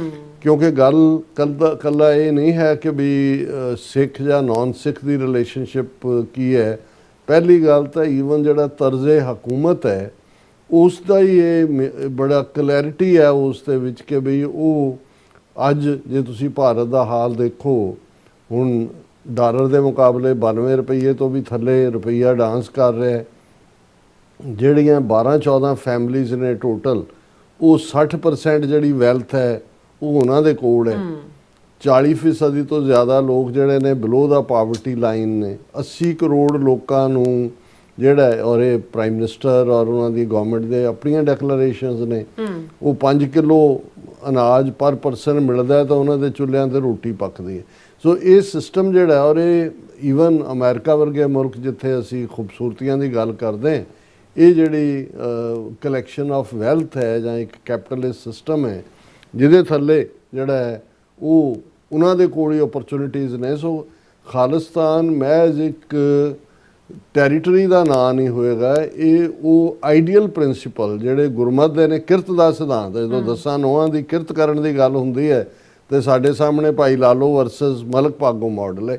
ਇਹ ਮੋਰ ਇੰਪੋਰਟੈਂਟ ਹੈ ਪਹਿਲਾਂ ਸਮਝਣਾ ਕਿ ਔਰ ਫਿਰ ਇਹੀ ਜਿਹੜੀ ਡੈਕਲੇਰੇਸ਼ਨ ਹੈ ਇਹਦੇ 'ਚ ਇਹ ਗੱਲ ਵੀ ਹੈ ਕਿ ਹਰ ਸ਼ਹਿਰੀ ਦੇ ਨਾਲ ਉਹਦੇ ਲਈ ਮੌਕੇ ਹੋਣਗੇ ਔਰ ਬਿਨਾਂ ਜ਼ਾਤ, ਰੰਗ, ਨਸਲ, ਧਰਮ, ਜੈਂਡਰ ਦੇ ਵਿਤਕਰੇ ਦੇ ਸਭ ਨੂੰ ਜਿਹੜਾ ਅੱਗੇ ਵਧਣ ਦੇ ਮੌਕੇ ਹੋਣਗੇ। ਐਜੂਕੇਸ਼ਨ ਬਾਰੇ ਹੈ ਕਿ ਭਾਈ ਵਿਦਿਆ ਇਹ ਨਹੀਂ ਹੋਏਗੀ ਕਿ ਹਜ਼ਾਰੇਦਾਰੀ ਹੈ, ਇੱਕ ਤਬਕਾ ਉਸ ਨੂੰ ਮਾਣ ਰਿਹਾ, ਉਹ ਵਧੀਆ ਸਕੂਲਾਂ 'ਚ ਭੇਜ ਰਿਹਾ, ਦੂਜੇ ਜਿਹੜੇ ਨੇ ਰੋਲ ਰਹੇ ਨੇ। ਔਰ ਜਿਹੜਾ ਤੁਹਾਡਾ ਸਵਾਲ ਹੈ ਖਾਸ ਤੌਰ 'ਤੇ ਡਿਊਲ ਸਿਟੀਜ਼ਨਸ਼ਿਪ ਦਾ, ਉਸ ਦੇ ਵਿੱਚ ਇਕਰਾਰ ਹੈ, ਹਾਲਾਂਕਿ ਉਹਦੇ 'ਚ ਜਿਹੜਾ ਲਫ਼ਜ਼ ਹੈ ਉਹ ਤਾਂ ਇਹ ਹੈ ਕਿ ਬਾਹਰਲੇ ਸਿੱਖ, ਬਾਹਰਲੇ ਮੁਲਕਾਂ ਦੇ, ਕਿਉਂਕਿ ਜਿਵੇਂ ਇਜ਼ਰਾਈਲ ਨੇ ਦਿੱਤੀ ਹੋਈ ਹੈ ਔਰ ਕੈਨੇਡਾ ਅਮਰੀਕਾ ਦੀ ਆ, ਹੁਣ ਭਾਵੇਂ ਪ੍ਰੈਜ਼ੀਡੈਂਟ ਟਰੰਪ ਨਾਲ ਜਿਵੇਂ ਨਾਰਾਜ਼ਗੀ ਚੱਲ ਰਹੀ ਹੈ, ਵਾਪਸ ਹੀ ਲੈ ਕੇ ਵੀ ਚਲੋ ਕੱਢੀ ਤੁਹਾਡੀ ਕੈਨੇਡਾ ਵਾਲਿਆਂ ਦੀ ਸਿਟੀਜ਼ਨਸ਼ਿਪ ਵੀ। ਲੇਕਿਨ ਇਸ ਕਿਉਂਕਿ ਇਹਨਾਂ ਦਾ ਸਪੈਸੀਫਿਕ ਪੰਜਾਬੀ ਹਿੰਦੂ ਹੋਣ ਦੇ ਨਾਤੇ ਜਿਹੜੇ ਲਹਿੰਦੇ ਪੰਜਾਬ 'ਚੋਂ ਆਏ ਨੇ, ਦੇਖੋ ਮੈਂ ਸਮਝਦਾ ਵੀ ਕਿਉਂਕਿ ਖਾਲਿਸਤਾਨ ਦਾ ਬੇਸਿਕ ਜਿਹੜਾ ਕਰਕਸ ਹੈ ਉਹ ਹਿਊਮੈਨੀਟੇਰੀਅਨਿਜ਼ਮ ਹੈ। ਔਰ ਜ਼ਾਹਰ ਹੈ ਕਿ ਵੀ ਅਸੀਂ ਜਿੱਥੇ ਹਾਲਾਂਕਿ ਅੱਜ ਇੰਟਰਨੈਸ਼ਨਲ UN ਔਰ ਚਾਰਟਰ ਔਰ ਦੂਸਰੇ ਜਿਹੜੇ ਨੇ ਉਹ ਖਤਰੇ 'ਚ ਨੇ ਜਿਸ ਕਿਸਮ ਦਾ ਮਾਹੌਲ ਬਣਿਆ ਹੋਇਆ, ਲੇਕਿਨ ਜਿਹੜੀਆਂ ਜਨੇਵਾ ਪ੍ਰੋਟੋਕੋਲਸ ਨੇ ਉਹਦੇ ਥੱਲੇ ਇਹ ਜਿਵੇਂ ਜੇ ਸਾਡੇ ਲੋਕਾਂ ਨੇ ਆ ਕੇ ਇਹਨਾਂ ਮੁਲਕਾਂ ਦੇ ਵਿੱਚ ਪੋਲੀਟੀਕਲ ਅਸਾਈਲਮ ਲਈ ਹੈ ਤੇ ਇਹ ਇਹਦੇ ਕਰਕੇ ਕਿ ਇਹ ਸਿਗਨੇਟਰੀ ਨੇ ਇਹਨਾਂ ਪ੍ਰੋਟੋਕੋਲਸ ਦੇ, ਕਿ ਜਿੱਥੇ ਵੀ ਕੋਈ ਧਰਮ ਦੇ ਨਾਂ ਤੇ ਦੂਜੇ ਨਾਂ ਦੇ ਉੱਤੇ ਬੋਲੀ ਲਿੰਗ ਕੋਈ ਡਿਸਕ੍ਰਿਮੀਨੇਸ਼ਨ ਹੁੰਦੀ ਹੈ ਔਰ ਉਹ ਆਪਣੀ ਜਾਨ ਬਚਾ ਕੇ ਆਇਆ, ਉਸ ਮੈਂ ਸਮਝਦਾ ਵੀ ਅਸੀਂ ਵੀ ਸਿਗਨੇਟਰੀ ਹੋਵਾਂਗੇ ਉਸ ਦੇ। ਕਿਉਂਕਿ ਪਹਿਲੀ ਗੱਲ ਤਾਂ ਡਿਊਲ ਸਿਟੀਜ਼ਨਸ਼ਿਪ ਜਿਹੜੇ ਸਿੱਖ ਮਜ਼ਹਬ ਨੂੰ ਪ੍ਰੈਕਟਿਸਿੰਗ ਨੇ ਉਹਨਾਂ ਦੇ ਲਈ ਤਾਂ ਉਹਦੇ 'ਚ ਉਹ ਹੈ ਕਿ ਭਾਈ ਜੇ ਚਾਹੁਣਗੇ ਬਾਹਰਲੇ ਸਿੱਖ, ਇਹ ਵੀ ਕਿਉਂਕਿ ਹਰ ਇੱਕ ਨੇ ਤਾਂ ਨਹੀਂ ਲੈਣੀ ਹੈ, ਜੇ ਚਾਹੁਣਗੇ ਤੇ ਉਹਨਾਂ ਦੇ ਲਈ ਪ੍ਰੋਵੀਜ਼ਨ ਹੋਏਗਾ। ਤੁਹਾਡਾ ਇਹ ਨੁਕਤਾ ਜ਼ਿਆਦਾ ਇੰਪੋਰਟੈਂਟ ਹੈ ਲਹਿੰਦੇ ਪੰਜਾਬ ਤੋਂ ਆਉਣ ਵਾਲੇ। ਜ਼ਾਹਰ ਹੈ ਕਿ ਵੀ ਉਸ ਹਾਲਤ ਦੇ ਵਿੱਚ ਜਿਹੜਾ ਮੈਂ ਸਮਝਦਾ ਵੀ ਜਿਹੜਾ ਅਪਰੋਚ ਹੋਏਗੀ ਉਹ ਹਿਊਮੈਨੀਟੇਰੀਅਨ ਹੀ ਹੋਏਗੀ।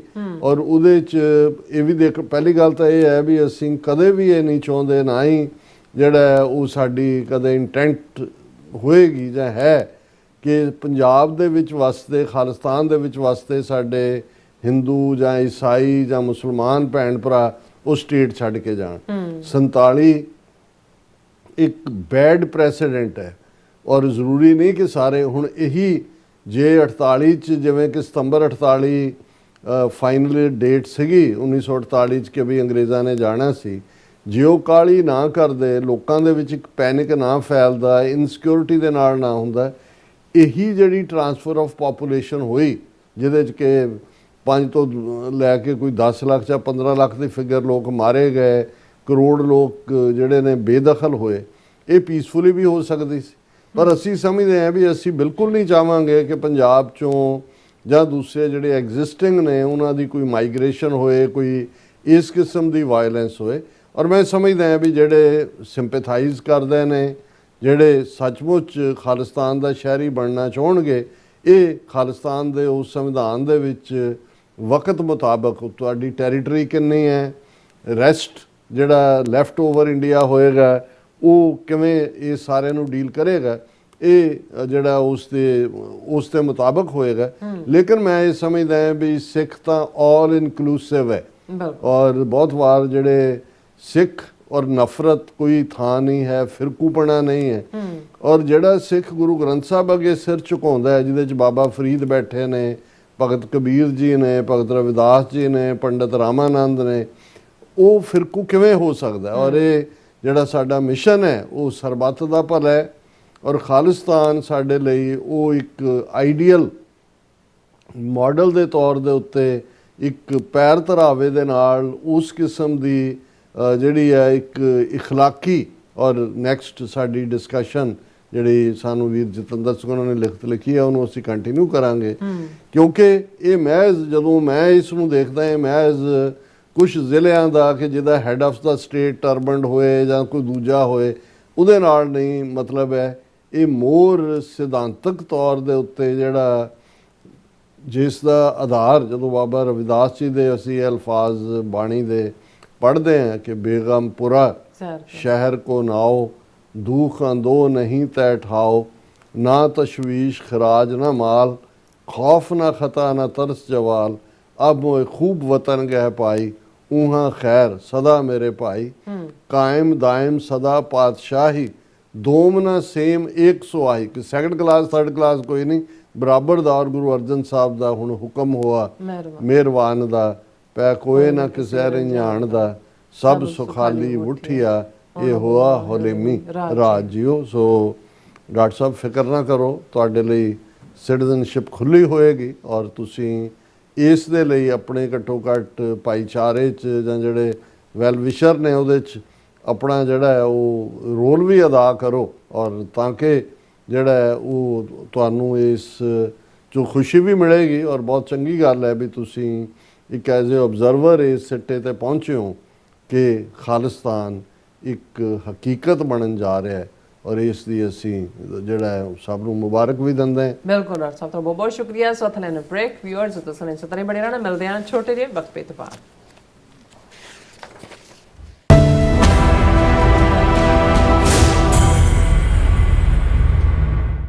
ਨਕੋਦਰ ਸਾਕੇ ਦੇ ਅਮਰ ਸ਼ਹੀਦ ਭਾਈ ਰਵਿੰਦਰ ਸਿੰਘ ਲਿਤਰਾ, ਭਾਈ ਹਰਮਿੰਦਰ ਸਿੰਘ, ਭਾਈ ਬਲਧੀਰ ਸਿੰਘ, ਭਾਈ ਢਿਲਮਣ ਸਿੰਘ ਅਤੇ ਸਮੂਹ ਸ਼ਹੀਦ ਸਿੰਘਾਂ ਸਿੰਘਣੀਆਂ ਦੀ ਪਾਵਨ ਯਾਦ ਵਿੱਚ ਇੱਕ ਮਹਾਨ ਸ਼ਹੀਦੀ ਸਮਾਗਮ Doaba Sikh association, Sikh youth of America, Sikhs for justice ਅਤੇ ਸਮੂਹ ਪੰਥਕ ਜਥੇਬੰਦੀਆਂ ਤੇ ਸੰਗਤਾਂ ਦੇ ਸਹਿਯੋਗ ਦੇ ਨਾਲ Sikh culture society Richmond Hill, New York ਵਿਖੇ ਕਰਵਾਇਆ ਜਾ ਰਿਹਾ ਹੈ। ਸ਼ੁੱਕਰਵਾਰ 6 ਫਰਵਰੀ ਸਵੇਰੇ 10 ਵਜੇ ਸ੍ਰੀ ਅਖੰਡ ਪਾਠ ਸਾਹਿਬ ਆਰੰਭ ਹੋਣਗੇ। ਐਤਵਾਰ 8 ਫਰਵਰੀ ਸਵੇਰੇ 9:30 ਵਜੇ ਸ੍ਰੀ ਅਖੰਡ ਪਾਠ ਸਾਹਿਬ ਦੇ ਭੋਗ ਪਾਏ ਜਾਣਗੇ। ਐਤਵਾਰ ਨੂੰ ਨਕੋਦਰ ਸਾਕੇ ਦੇ ਸ਼ਹੀਦਾਂ ਦੀ ਯਾਦ ਵਿੱਚ ਵਿਸ਼ੇਸ਼ ਦੀਵਾਨ ਸਜਾਇਆ ਜਾਵੇਗਾ, ਜਿਸ ਵਿੱਚ ਪੰਥ ਪ੍ਰਸਿੱਧ ਰਾਗੀ, ਢਾਡੀ, ਕਥਾਵਾਚਕ ਅਤੇ ਪੰਥਕ ਵਿਦਵਾਨ ਹਾਜ਼ਰੀਆਂ ਭਰਨਗੇ। ਮੁੱਖ ਬੁਲਾਰੇ ਦੇ ਤੌਰ ਤੇ ਖਾਲਿਸਤਾਨ ਅਫੇਅਰ ਸੈਂਟਰ ਦੇ ਸੰਚਾਲਕ ਡਾਕਟਰ ਅਮਰਜੀਤ ਸਿੰਘ ਜੀ ਵਿਚਾਰਾਂ ਦੀ ਸਾਂਝ ਪਾਉਣਗੇ। ਸਮੂਹ ਸੰਗਤਾਂ ਨੂੰ ਇਸ ਮਹਾਨ ਸ਼ਹੀਦੀ ਸਮਾਗਮ ਵਿੱਚ ਪਰਿਵਾਰ ਸਮੇਤ ਸ਼ਾਮਿਲ ਹੋਣ ਦੀ ਨਿਮਰ ਬੇਨਤੀ ਕੀਤੀ ਜਾਂਦੀ ਹੈ। ਵਧੇਰੇ ਜਾਣਕਾਰੀ ਲਈ ਸਕਰੀਨ ਤੇ ਦਿੱਤੇ ਨੰਬਰਾਂ ਤੇ ਸੰਪਰਕ ਕਰੋ ਜੀ। ਆਓ ਸ਼ਹੀਦਾਂ ਦੀ ਯਾਦ ਨੂੰ ਨਮਨ ਕਰੀਏ ਅਤੇ ਪੰਥਕ ਏਕਤਾ ਦਾ ਸਬੂਤ ਦਈਏ ਜੀ। ਧੰਨਵਾਦ। ਕੀ ਤੁਸੀਂ ਆਪਣੇ ਟੈਕਸਸ ਨੂੰ ਲੈ ਕੇ ਚਿੰਤਤ ਹੋ? ਤੁਸੀਂ ਆਪਣੀ ਕਮਾਈ ਲਈ ਮਿਹਨਤ ਕਰਦੇ ਹੋ, ਭਾਵੇਂ ਤੁਸੀਂ ਨੌਕਰੀ ਵਿੱਚ ਹੋਵੋ ਜਾਂ ਆਪਣਾ ਬਿਜ਼ਨਸ ਚਲਾਉਂਦੇ ਹੋ। ਜਦੋਂ ਟੈਕਸ ਭਰਨ ਦਾ ਸਮਾਂ ਆਉਂਦਾ ਤਾਂ ਤੁਹਾਨੂੰ ਇੱਕ ਭਰੋਸੇਯੋਗ ਟੈਕਸ ਅਕਾਊਂਟੈਂਟ ਦੀ ਲੋੜ ਹੈ, ਜੋ ਟੈਕਸ ਬੈਲੈਂਸ ਦਾ ਤੁਹਾਡੇ ਪੱਖ ਵਿੱਚ ਜਾਣਾ ਯਕੀਨੀ ਬਣਾਵੇ। ਸਿਆਟਲ ਦੀ ਜਾਣੀ ਪਛਾਣੀ company Accurate Accountants and Taxes ਤੁਹਾਡੀ ਸੇਵਾ ਵਿੱਚ ਹਾਜ਼ਰ ਹੈ। ਅਸੀਂ ਹਰ ਤਰ੍ਹਾਂ ਦੇ ਟੈਕਸ ਭਰਨ ਵਿੱਚ ਤੁਹਾਡੀ ਮਦਦ ਕਰਾਂਗੇ। ਟੈਕਸ ਸੰਬੰਧੀ ਕਿਸੇ ਵੀ ਤਰ੍ਹਾਂ ਦੇ ਸਵਾਲ ਲਈ ਅੱਜ ਹੀ ਸਾਡੇ ਤੱਕ ਪਹੁੰਚ ਕਰੋ। Accurate Accountants and Texas.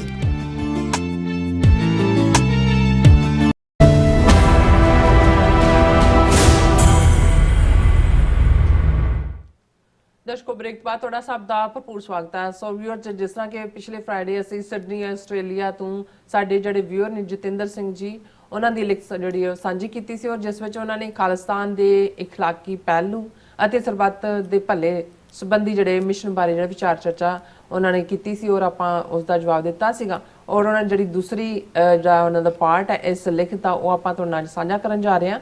ਸੋ ਅਸੀਂ ਚਾਹਾਂਗੇ ਕਿ ਤੁਸੀਂ ਇਸੇ ਤਰ੍ਹਾਂ ਬਣੇ ਰਹਿਣਾ। ਦੇਖਣ ਸੁਣਨ ਲਈ ਜਾਂ ਲਿਖਣ ਲਈ ਤੁਹਾਡਾ ਸਭ ਦਾ ਬਹੁਤ ਬਹੁਤ ਧੰਨਵਾਦ ਜੀ। ਡਾਕਟਰ ਸਾਹਿਬ, ਕੀ ਕਹਿਣਾ ਚਾਹੋਗੇ? ਦੇਖੋ ਵੀਰ ਜਤਿੰਦਰ ਸਿੰਘ ਸਿਡਨੀ ਬੜੇ ਸੁਲਝੇ ਹੋਏ ਨੌਜਵਾਨ ਨੇ, ਬੜੇ ਕ੍ਰੀਏਟਿਵ ਉਹਨਾਂ ਦੇ ਥਾਟ ਨੇ, ਔਰ ਅਸੀਂ ਉਹਨਾਂ ਦੀਆਂ ਲਿਖਤਾਂ ਨੂੰ ਹਮੇਸ਼ਾ ਹੀ ਪ੍ਰਾਥਮਿਕਤਾ ਦੇ ਨਾਲ ਡਿਸਕਸ ਕਰਦੇ ਹਾਂ। ਅੱਛਾ। ਕਿਉਂਕਿ ਪਿਛਲੇ ਵੀਕ ਫਰਾਈਡੇ ਔਰ ਉਹਨਾਂ ਦਾ ਜਿਹੜਾ ਟਾਈਟਲ ਵੀ ਆ ਉਹਨਾਂ ਦੀ ਲਿਖਤ ਦਾ, moral order not a new world order, Khalistan as the flag bearer, are we marching or merely watching, ਔਰ ਉਸ ਦਾ ਆਲਮੋਸਟ ਅੱਧਾ ਹਿੱਸਾ ਅਸੀਂ ਸਾਂਝਾ ਕਰ ਸਕੇ ਸੀ। ਹਾਲਾਂਕਿ ਇੱਕ ਲੜੀ ਹੁੰਦੀ ਹੈ, ਜਦੋਂ ਤੱਕ ਤੁਸੀਂ ਉਹ ਸਾਰੇ ਦੀ ਕੰਟੀਨਿਊਟੀ ਨਾਲ ਦੀ ਨਾਲ ਨਹੀਂ ਹੁੰਦਾ, ਉਹ ਸਵਾਦ ਤਾਂ ਨਹੀਂ ਆਉਂਦਾ। ਪਰ ਕਿਉਂਕਿ ਅਸੀਂ ਹੋਰ ਵੀ ਜਿਹੜਾ ਪਹਿਲਾ ਹਿੱਸਾ ਡਿਸਕਸ ਕੀਤਾ, ਇਸ ਲਈ ਉਸ ਦੇ ਸੈਕੰਡ ਪਾਰਟ ਨੂੰ ਜਿਹੜਾ ਉਹਨਾਂ ਨੇ ਜਿਹਦਾ ਹੈਡਿੰਗ ਦਿੱਤਾ ਹੈ ਕਿ visible signs why the adversary is uneasy, ਕਿ ਜਿਹੜੀ ਸਾਡੀ ਸਟਰਗਲ ਹੈ, ਸਾਡਾ ਐਡਵਰਸਰੀ ਅਨਈਜ਼ੀ ਉਸ ਤੋਂ ਕਿਉਂ ਹੈ।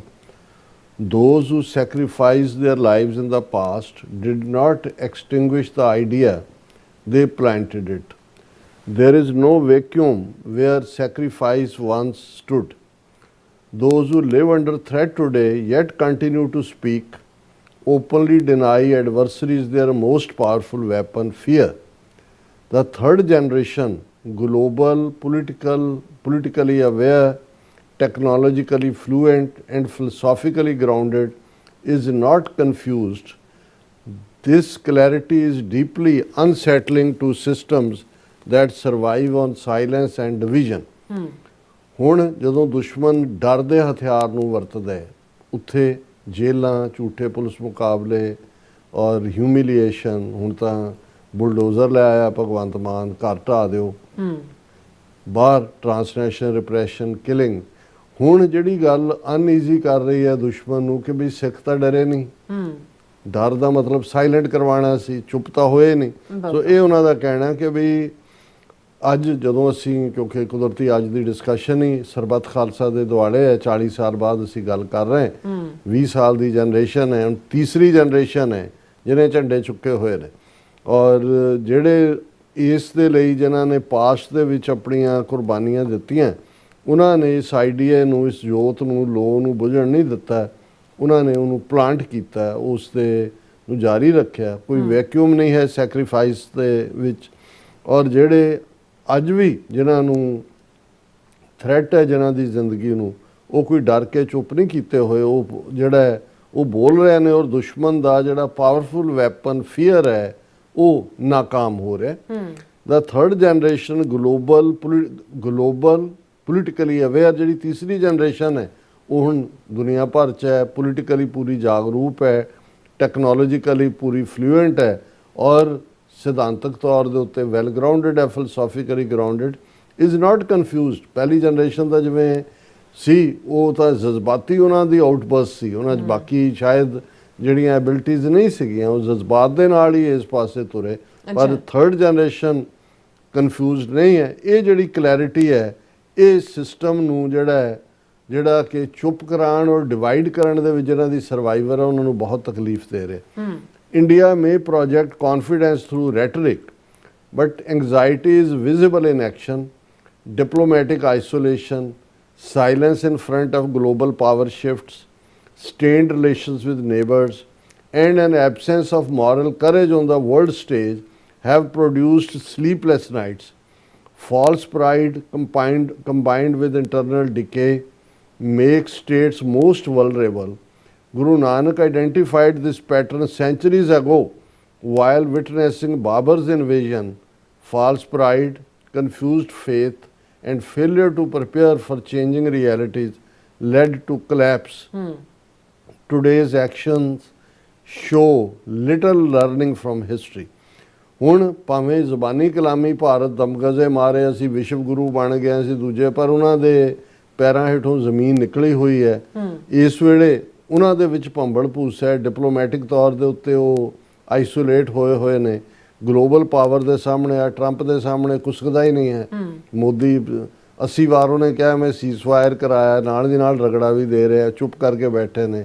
ਗਵਾਂਢੀਆਂ ਦੇ ਨਾਲ ਵੀ ਸੰਬੰਧ ਜਿਹੜੇ ਨੇ ਉਹ ਸਟ੍ਰੇਨਡ ਨੇ, ਉਹਨਾਂ ਦੇ ਵਿੱਚ ਖਿਚਾਅ ਹੈ, ਕੋਈ ਮੋਰਲ ਕਰੇਜ ਹੀ ਨਹੀਂ ਕਿ ਵਰਲਡ ਸਟੇਜ ਦੇ ਉੱਤੇ ਉਹ ਕੁਝ ਕਹਿ ਸਕਣ। ਉਹਨਾਂ ਦੀਆਂ ਰਾਤਾਂ ਜਿਹੜੀਆਂ ਹੈ ਉਹ ਨੀਂਦ ਤੋਂ ਬਿਨਾਂ ਨੇ। ਝੂਠਾ ਪ੍ਰਾਈਡ, ਅੰਦਰੂਨੀ ਤੌਰ ਦੇ ਉੱਤੇ ਡਿਕੇ ਹੋਣਾ, ਔਰ ਇਹ ਅੱਜ ਵਲਨਰੇਬਿਲਿਟੀ ਹੈ।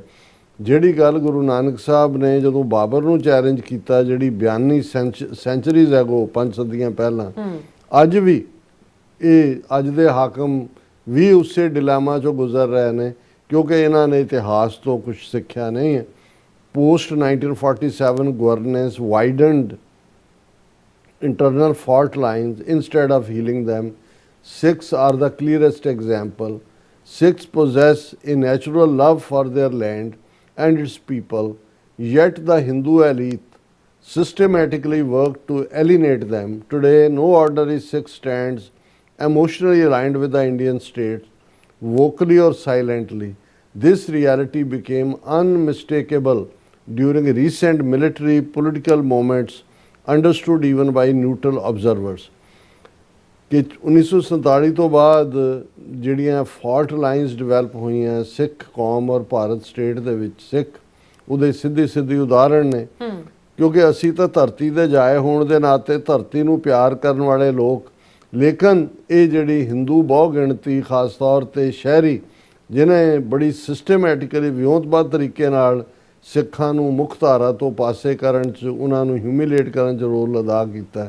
ਅੱਜ ਹਰ ਜਿਹੜਾ ਆਰਡੀਨਰੀ ਸਿੱਖ ਹੈ ਉਸ ਨੂੰ ਇਸ ਗੱਲ ਦੀ ਸਮਝ ਹੈ ਕਿ ਉਹ ਕੋਈ ਇਮੋਸ਼ਨਲੀ ਹੁਣ ਅਲਾਈਨਡ ਨਹੀਂ ਹੈ ਇੰਡੀਅਨ ਸਟੇਟਸ ਦੇ ਨਾਲ। ਉਹ ਭਾਵੇਂ ਚੁੱਪ ਹੈ ਲੇਕਿਨ ਉਹ ਉਸ ਨਾਲ ਟੁੱਟਿਆ ਹੋਇਆ ਹੈ।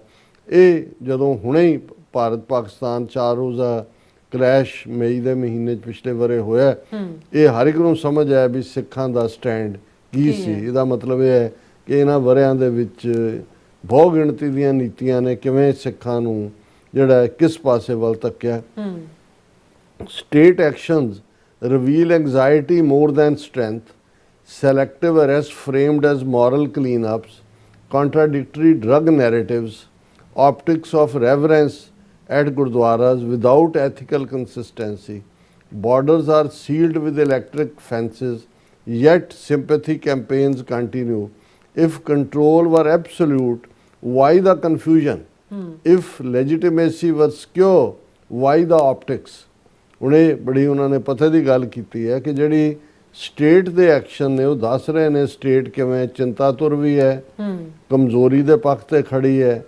ਉਹ ਗੱਲਾਂ ਜਾਂ ਦਮਗਜ਼ੇ ਜੋ ਮਰਜ਼ੀ ਮਾਰਨ, ਉਹਨਾਂ ਦੇ ਬਹੁਤ ਸਾਰੇ ਕੰਟਰਾਡਿਕਟਰੀ ਇੱਕ ਦੂਜੇ ਨੂੰ ਕੱਟਣ ਵਾਲੇ ਉਹਨਾਂ ਦੇ ਜਿਹੜੇ ਨੇ ਉਹ ਨੈਰੇਟਿਵ ਨੇ।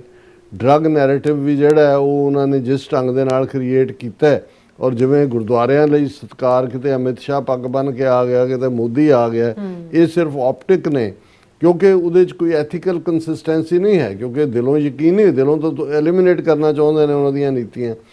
ਤੁਸੀਂ ਕੰਡਿਆਲੀ ਤਾਰ ਔਰ ਉਹਦੇ 'ਚ ਬਿਜਲੀ ਛੱਡ ਕੇ ਫੈਂਸ ਲਾਈ ਹੋਈ ਹੈ, ਪਰ ਤੁਸੀਂ ਜ਼ਬਾਨੀ ਦੇਖੋ ਜੀ ਅਸੀਂ ਖੋਲ੍ਹ ਦਿੱਤਾ ਕਰਤਾਰਪੁਰ, ਹੁਣ ਵੀ ਇੰਨੇ ਮਹੀਨੇ ਹੋ ਗਏ ਨੇ, ਮੈਚ ਵੀ ਖੇਲ ਰਹੇ ਨੇ ਕ੍ਰਿਕਟ ਦੇ ਪਾਕਿਸਤਾਨ ਨਾਲ, ਦੂਜੇ ਕਰਤਾਰਪੁਰ ਕੋਰੀਡੋਰ ਜਿਹੜਾ ਉਹ ਬੰਦ ਕੀਤਾ ਹੋਇਆ। ਔਰ ਜੇ ਤੁਹਾਡਾ ਕੰਟਰੋਲ ਐਬਸੋਲੂਟ ਹੁੰਦਾ ਤਾਂ ਫਿਰ ਕਨਫਿਊਜ਼ਨ 'ਚ ਤੁਸੀਂ ਤੁਹਾਨੂੰ ਕਿਉਂ ਜਿਹੜੀ ਹੈ ਉਹ ਇਸ ਕਿਸਮ ਦੀਆਂ ਨੌਟੰਕੀਆਂ ਦੀ ਲੋੜ ਪੈਂਦੀ ਹੈ optics the. History records this pattern clearly from L.K. Advani's intervention with the SGPC to curb Gurbani Shabds that broke Brahminical narratives, to Morarji Desai's refusal to accept Kada Prasad at Darbar Sahib in 1977, to repeated casual derogatory remarks by those in power. These are not isolated incidents, they arise from a worldview that divides humanity and sanctifies hierarchy. By invoking God, Gurmat shattered this worldview long ago, and that fracture still haunts its inheritors. ਉਹਨੇ ਕਿਹਾ ਵੀ ਇਹਨਾਂ ਦਾ ਜਦੋਂ L.K. Advani ਨੇ ਇਹ ਹੁਕਮ ਕੀਤਾ ਵੀ ਆਹ ਸ਼ਬਦ ਨਾ ਪੜ੍ਹੇ ਜਾਣ, ਔਰ ਉਸ ਤੋਂ ਈਵਨ ਜੂਨ 84 ਤੋਂ ਬਾਅਦ ਜਦੋਂ ਕੁੱਤਾ ਰਾਜ ਬਹਾਲੀਏ ਔਰ ਦੂਜੇ ਹਦਾਇਤਾਂ ਸੀ ਵੀ ਇਹ ਨਾ ਪੜ੍ਹੇ ਜਾਣ, ਮੁਰਾਰਜੀ ਦੇਸਾਈ ਨੇ ਪ੍ਰਸ਼ਾਦ ਲੈਣ ਤੋਂ ਹਰਮੰਦਰ ਸਾਹਿਬ 'ਚ ਨਾ ਕਰਤੀ। ਜਦੋਂ ਉਹਨੂੰ ਇਨਸਿਸਟ ਕੀਤਾ ਬਾਦਲ ਨੇ, ਕਹਿੰਦਾ ਮੈਂ ਕੁਨਕਾਰ ਨਹੀਂ ਖਾਤਾ, ਮੇਰੇ ਸਿਰ 'ਤੇ ਮਲ ਦੋ, ਉਹਨਾਂ ਨੇ ਯਾਦ ਕਰਵਾ, ਔਰ ਉਹਨਾਂ ਨੇ ਕਿਹਾ ਵੀ ਲਗਾਤਾਰਤਾ ਦੇ ਨਾਲ ਜਿਹੜੇ ਪਾਵਰ 'ਚ ਨੇ ਇਸ ਕਿਸਮ ਦੀਆਂ ਜਿਹੜੀਆਂ ਨੇ ਕੋਈ ਆਈਸੋਲੇਟਡ ਇਵੈਂਟਸ ਨਹੀਂ ਨੇ।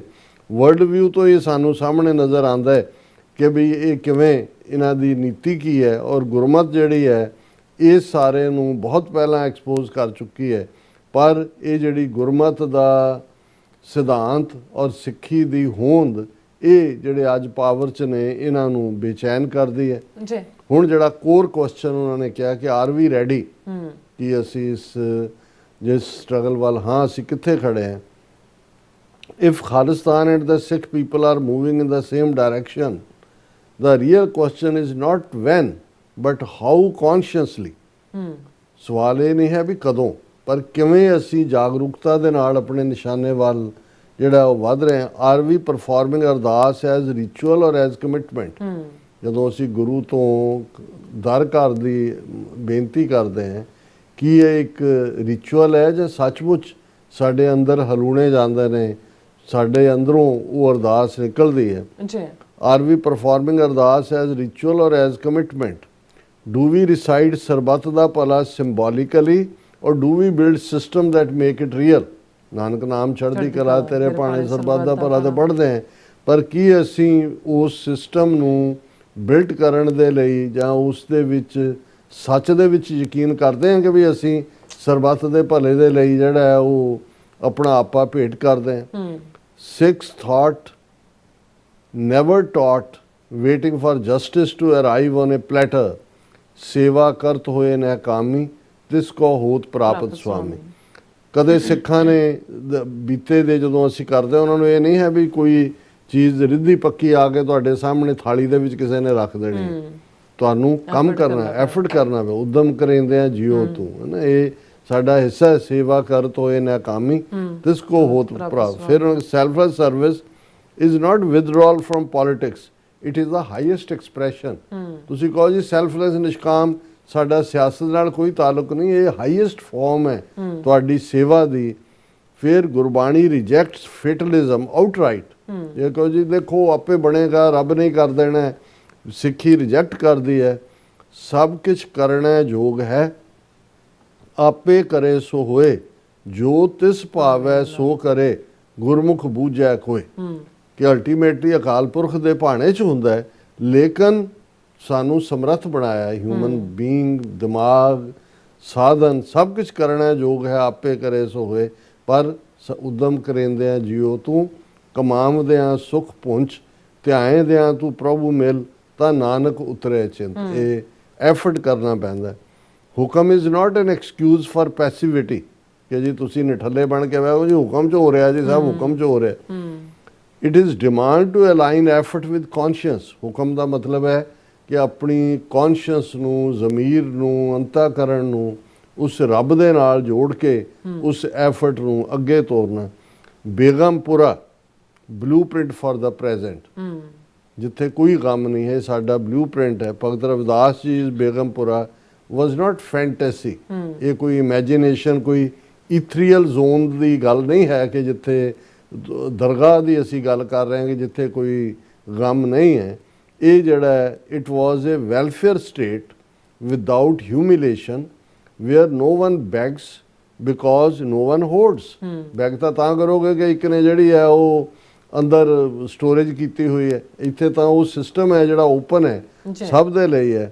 Today when nearly 80% of population depends on government aid for food, it is not due to scarcity but accumulation by political elites since 1947, when names linked to offshore wealth are hidden under sealed covers in the name of reputation, while millions lose dignity, truth stands exposed without leaks। ਹੁਣ ਅਡਾਨੀ ਨੂੰ 1 ਸਾਲ ਹੋ ਗਿਆ, New York ਦੇ court ਦੇ summons ਨੇ ਉਹਨੂੰ survey ਨਹੀਂ ਕਰ ਰਹੇ।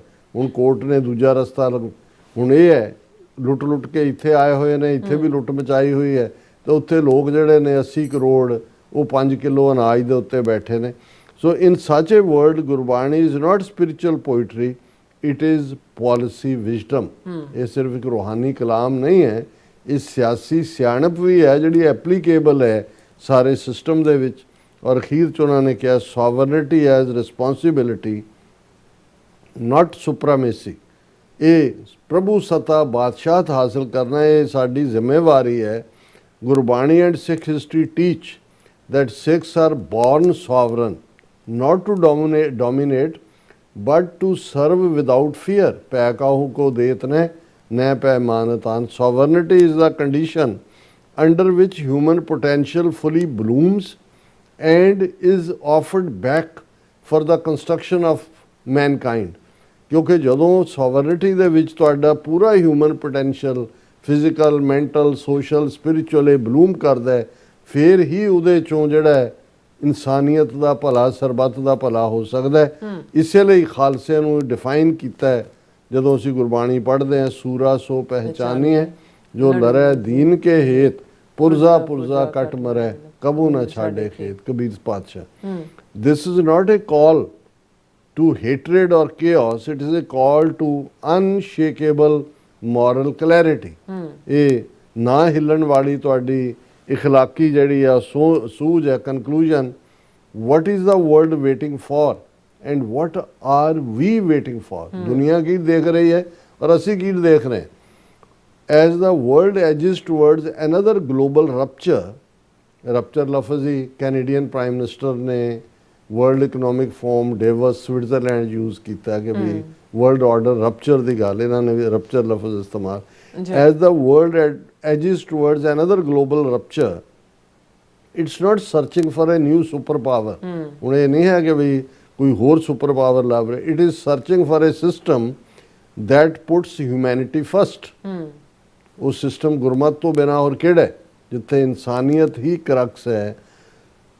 Democratic forms without ethics have failed. ਅਸੀਂ ਡੈਮੋਕ੍ਰੇਸੀ ਦੇ ਨਾਂ ਤਾਂ ਇੰਡੀਆ ਡੈਮੋਕ੍ਰੇਸੀ ਸੀ, ਦੇਖ ਰਹੇ ਹਾਂ ਵੀ ਕੀ ਹੋ ਰਿਹਾ, ਜਿੱਥੇ ਐਥਿਕਸ ਨਹੀਂ ਹੈ ਉਹ ਫੇਲ ਹੋਈਆਂ।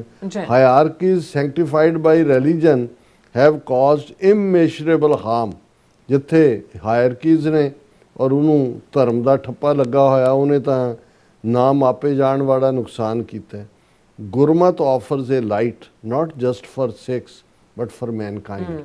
ਗੁਰਮਤ ਸਿਰਫ ਸਿੱਖਾਂ ਦੇ ਲਈ ਨਹੀਂ, ਖਾਲਿਸਤਾਨ ਅਸੀਂ ਜਦੋਂ ਇਨਸਾਨੀਅਤ ਦੇ ਲਈ ਇੱਕ ਰੋਲ ਮਾਡਲ ਸਟੇਟ ਦੀ ਗੱਲ ਕਰਦੇ ਹਾਂ, the question is no longer whether Khalistan is approaching. ਇਹ ਨਹੀਂ ਹੈ ਸਵਾਲ ਕਿ ਜੀ ਖਾਲਿਸਤਾਨ ਆ ਰਿਹਾ ਹੈ। The question is whether Sikhs are prepared internally, ethically, collectively to lead by example. ਤੁਹਾਡੇ ਅਖਲਾਕ, ਤੁਹਾਡੇ ਕਿਰਦਾਰ ਚੋਂ, ਗੱਲਾਂ ਚੋਂ ਨਹੀਂ, ਰੈਟਰਿਕ ਚੋਂ ਨਹੀਂ। Standing with the Guru's wisdom is not separatism from humanity. ਅਲਗਾਵਵਾਦ ਨਹੀਂ ਹੈ, ਇਨਸਾਨੀਅਤ ਨਾਲੋਂ ਵੱਖ ਨਹੀਂ ਹੈ। ਅਸੀਂ ਤਾਂ ਗੁਰੂ ਦੇ ਉਹ ਸਿਆਣਪ ਦੇ ਉੱਤੇ ਪਹਿਰਾ ਦਿੰਦੇ ਹਾਂ। It is commitment to it.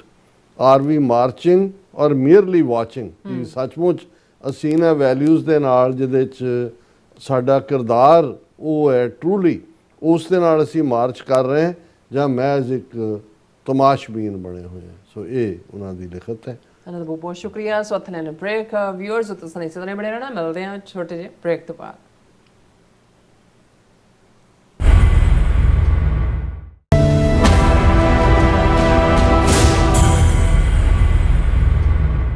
America ਵਿੱਚ ਰਹਿ ਰਹੇ ਹੋ ਅਤੇ ਡਰਾਈਵਿੰਗ ਲਾਇਸੈਂਸ ਲੈਣਾ ਚਾਹੁੰਦੇ ਹੋ ਤੇ ਲੱਭ ਰਹੇ ਹੋ ਇੱਕ ਤਜਰਬੇਕਾਰ ਡਰਾਈਵਿੰਗ ਸਕੂਲ ਤਾਂ ਨਕੋਦਰ ਸਾਕੇ ਰਵਿੰਦਰ ਸਿੰਘ ਲਿਤਰਾ, ਭਾਈ ਹਰਮਿੰਦਰ ਸਿੰਘ, ਭਾਈ ਬਲਧੀਰ ਸਿੰਘ, ਭਾਈ ਢਿਲਮਣ ਸਿੰਘ ਅਤੇ ਸਮੂਹ ਸ਼ਹੀਦ ਸਿੰਘਾਂ ਸਿੰਘਣੀਆਂ ਦੀ ਪਾਵਨ ਯਾਦ ਵਿੱਚ ਇੱਕ ਮਹਾਨ ਸ਼ਹੀਦੀ ਸਮਾਗਮ Doaba Sikh association, Sikh youth of America, Sikhs for justice ਅਤੇ ਸਮੂਹ ਪੰਥਕ ਜਥੇਬੰਦੀਆਂ ਤੇ ਸੰਗਤਾਂ ਦੇ ਸਹਿਯੋਗ ਦੇ ਨਾਲ Sikh culture society Richmond Hill, New York ਵਿਖੇ ਕਰਵਾਇਆ ਜਾ ਰਿਹਾ ਹੈ।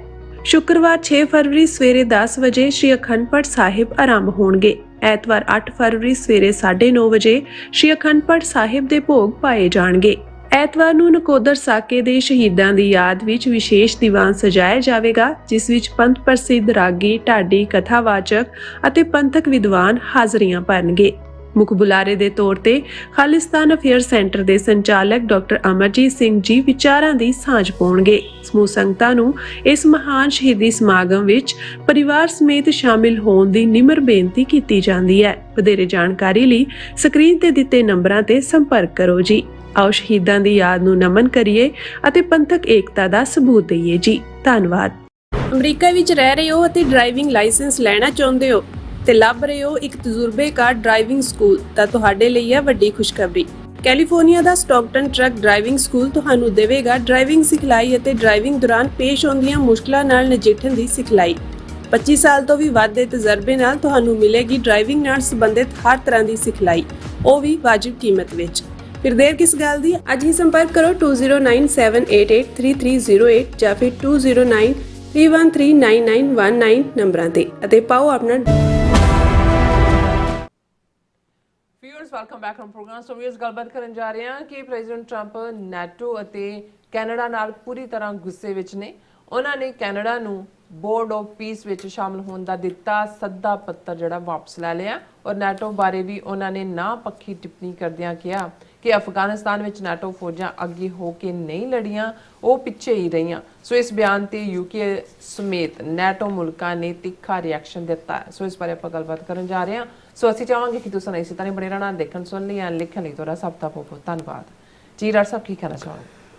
ਦੇਖੋ, ਵਰਲਡ ਇਕਨੋਮਿਕ ਫੋਰਮ ਦੀ ਜਿਹੜੀ ਡੈਵੋਸ ਸਵਿਟਜ਼ਰਲੈਂਡ ਦੇ ਵਿੱਚ ਸਮਿਟ ਜਾਂ ਕਾਨਫਰੰਸ ਹੋਈ, ਇਸ 'ਚ ਕੋਈ ਸ਼ੱਕ ਨਹੀਂ ਹੈ ਕਿ ਪ੍ਰੈਜ਼ੀਡੈਂਟ ਟਰੰਪ ਉਹਦੇ 'ਚ ਪੂਰੀ ਤਰ੍ਹਾਂ ਛਾਏ।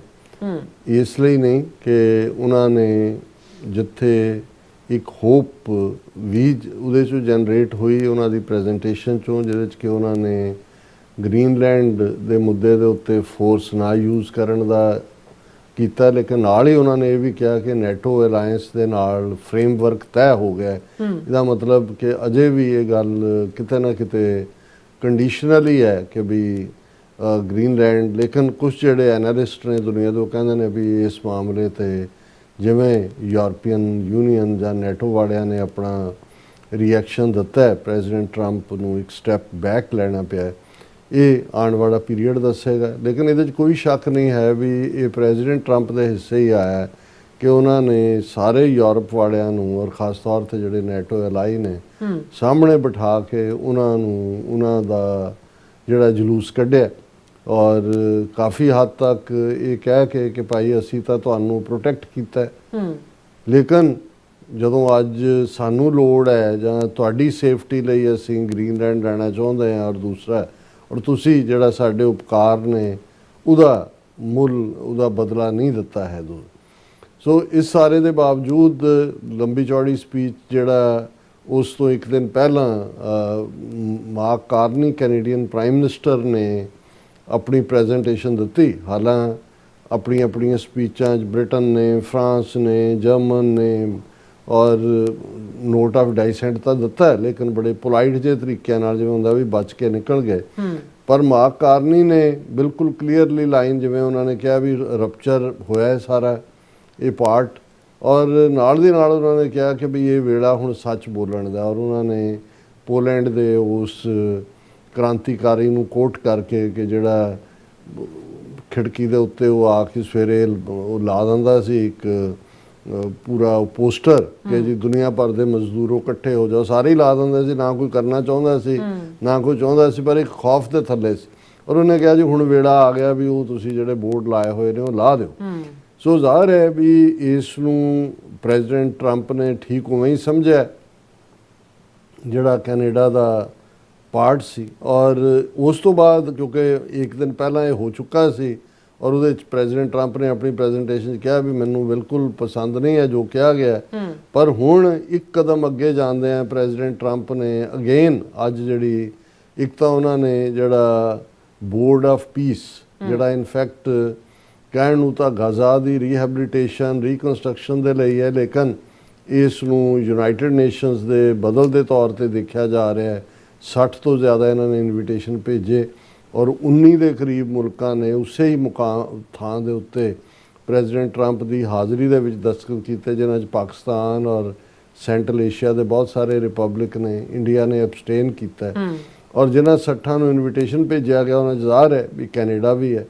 ਹੁਣ ਵਾਪਸ ਆ ਕੇ ਵਾਸ਼ਿੰਗਟਨ DC 'ਚ ਅਜੇ ਵੀ ਪ੍ਰੈਜ਼ੀਡੈਂਟ ਟਰੰਪ ਜਿਹੜੇ ਨੇ ਉਹ ਗੁੱਸੇ ਦੇ ਵਿੱਚ ਉਬਲ ਰਹੇ ਨੇ ਕੈਨੇਡਾ ਤੇ ਖਾਸ ਤੌਰ ਦੇ ਉੱਤੇ ਕਿਉਂਕਿ ਉਹਨਾਂ ਨੇ ਵੈਸੇ ਤਾਂ ਆਪਣੀ ਕੱਲ ਦੀ ਸਪੀਚ 'ਚ ਹੀ ਕੈਨੇਡਾ ਨੂੰ ਥੈਂਕਲੈਸ ਕਿਹਾ ਸੀ ਕਿ ਤੁਸੀਂ ਸਾਡੇ ਬਿਨਾਂ ਸਰਵਾਈਵ ਹੀ ਨਹੀਂ ਕਰ ਸਕਦੇ ਸੀ ਪਰ ਤੁਸੀਂ ਥੈਂਕਲੈਸ ਹੋ ਔਰ ਇੱਥੇ ਆ ਕੇ ਜਿਹੜਾ ਪਹਿਲਾ ਕੰਮ ਕੀਤਾ ਵੀ ਜਿਹੜਾ ਬੋਰਡ ਆਫ ਪੀਸ ਦੇ ਵਿੱਚ ਕੈਨੇਡਾ ਨੂੰ ਦਿੱਤਾ ਇਨਵੀਟੇਸ਼ਨ ਸੀ ਸ਼ਾਮਲ ਹੋਣ ਦਾ ਉਹ ਪ੍ਰੈਜ਼ੀਡੈਂਟ ਟਰੰਪ ਨੇ ਕਿਹਾ ਮੈਂ ਰਿਵੋਕ ਕਰ ਰਿਹਾ ਵਾਪਸ ਲੈ ਰਿਹਾ।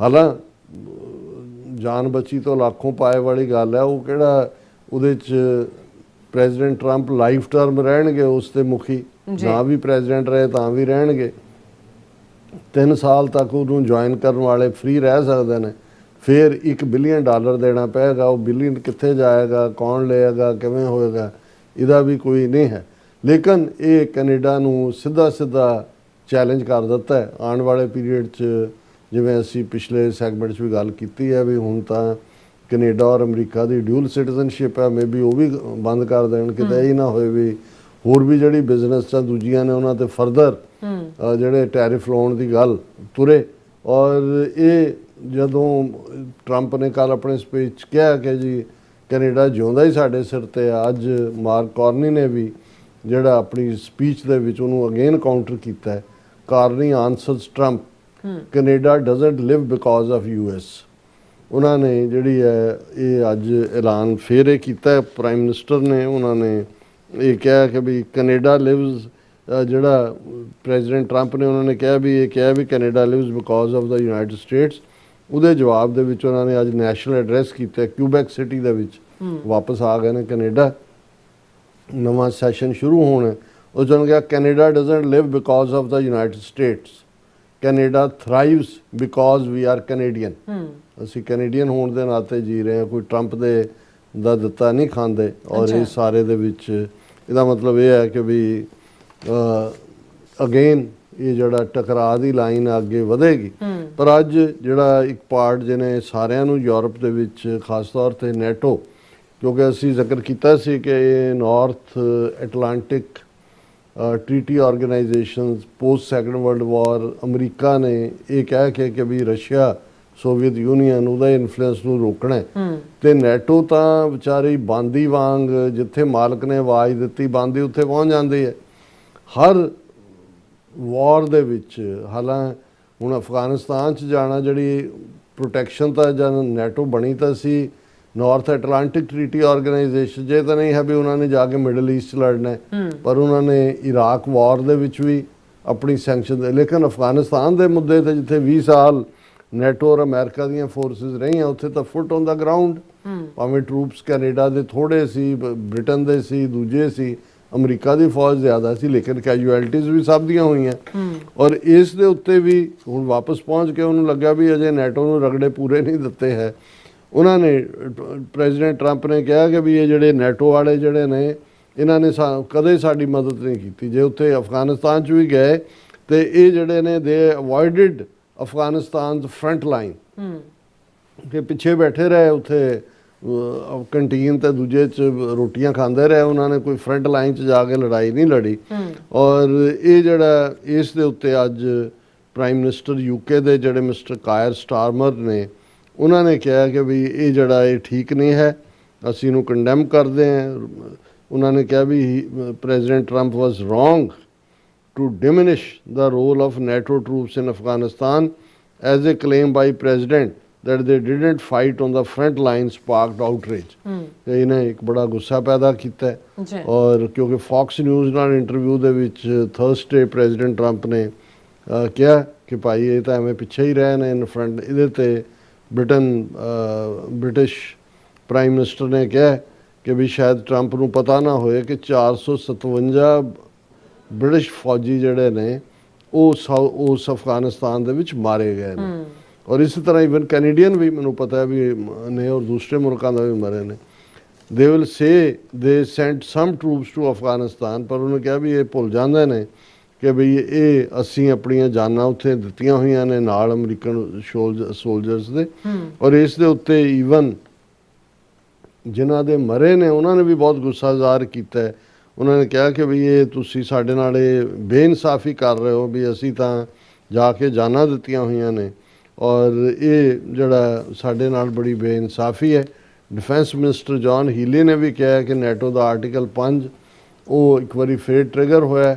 UK and NATO allies answered the US call and more than 450 British personnel lost their lives in Afghanistan। ਕਿ ਵੀ ਇਸ ਚਾਰਟਰ ਦੇ ਥੱਲੇ ਆਰਟੀਕਲ ਦੇ ਅਸੀਂ ਗਏ ਹਾਂ 450 ਤੋਂ ਜ਼ਿਆਦਾ, 457 ਦੀ ਫਿਗਰ ਹੈ। ਇਹ ਉਹਨਾਂ ਨੇ ਜਾਨਾਂ ਦਿੱਤੀਆਂ ਨੇ। ਜਿਹੜਾ ਟਰੂਪਸ ਨੇ ਜਾਨਾਂ ਦਿੱਤੀਆਂ ਨੇ, they are heroes who gave there lives in service of hour nation. ਇਸੇ ਤਰ੍ਹਾਂ ਜਿਹੜਾ ਇੱਕ ਵਿਲੀਅਮ ਨਾਂ ਦਾ ਫੌਜੀ ਜਿਹੜਾ 18 ਸਾਲ ਦੀ ਉਮਰ 'ਚ ਜਾ ਕੇ ਉੱਥੇ ਮਰਿਆ, ਉਹਦਾ ਬੇਟਾ ਲਿਊਸੀ ਐਲਬਰਿਜ ਜਿਹੜਾ ਉਹਨੇ ਮਿਰਰ ਨਿਊਜ਼ਪੇਪਰ ਹੈ ਉਹਨੂੰ ਕਿਹਾ ਟਰੰਪਸ ਰਿਮਾਰਕਸ ਵਰ ਐਕਸਟ੍ਰੀਮਲੀ ਅਪਸੈਟਿੰਗ। ਇਹ ਬਹੁਤ ਅਪਸੈਟਿੰਗ ਨੇ ਔਰ ਇਹ ਜਿਹੜੇ ਨੇ ਸਾਡੀ it's N absolute insult. It is an insult to 457 families who lost someone in Afghanistan. How dare he say we were not on the front line? Labour party politician ਨੇ ਵੀ ਕਿਹਾ। ਸੋ ਮੈਨੂੰ ਇਹ ਲੱਗਦਾ ਕਿ ਵੀ ਇਹ ਆਉਣ ਵਾਲੇ ਦਿਨਾਂ ਦੇ ਵਿੱਚ ਡਿਬੇਟ ਹੋਰ ਵੀ ਤਿੱਖੀ ਹੋਏਗੀ, ਫਰਸਟ੍ਰੇਸ਼ਨ ਵੀ ਹੈ ਕਿਤੇ ਨਾ ਕਿਤੇ। ਲੇਕਿਨ ਇਸ ਸਾਰੇ 'ਚੋਂ ਅੱਗੋਂ ਕੀ ਨਿਕਲੇਗਾ ਇਹ ਤਾਂ ਪਤਾ ਨਹੀਂ। ਲੇਕਿਨ ਕੈਨੇਡਾ ਦੇ ਨਾਲ ਵੀ, ਨੈਟੋ ਨਾਲ ਤਾਂ ਹੋਰ ਟੈਰਿਫ ਲਾ ਦੇਣਗੇ, ਹੋਰ ਕੀ ਹੈ। ਲੇਕਿਨ ਕੈਨੇਡਾ ਦੇ ਨਾਲ ਮੈਨੂੰ ਇਹ ਲੱਗਦਾ ਕਿ ਵੀ ਇਹ ਹੋਰ ਜ਼ਿਆਦਾ ਗੰਭੀਰ ਜਿਹੜੇ ਨੇ ਉਹ ਦਰਾਰ ਬਣ ਸਕਦੀ ਹੈ। ਜੀ ਡਾਕਟਰ ਸਾਹਿਬ ਤੁਹਾਡਾ ਬਹੁਤ ਬਹੁਤ ਧੰਨਵਾਦ। ਸੋ ਇੱਥੇ ਲੈਣਾ ਬ੍ਰੇਕ। ਵਿਊਅਰਸ ਤੋਂ ਸਾਰੇ ਇਸੇ ਤਰ੍ਹਾਂ ਬਣੇ ਰਹਿਣਾ। ਮਿਲਦੇ ਹਾਂ ਛੋਟੇ ਜਿਹੇ ਬ੍ਰੇਕ ਤੋਂ ਬਾਅਦ।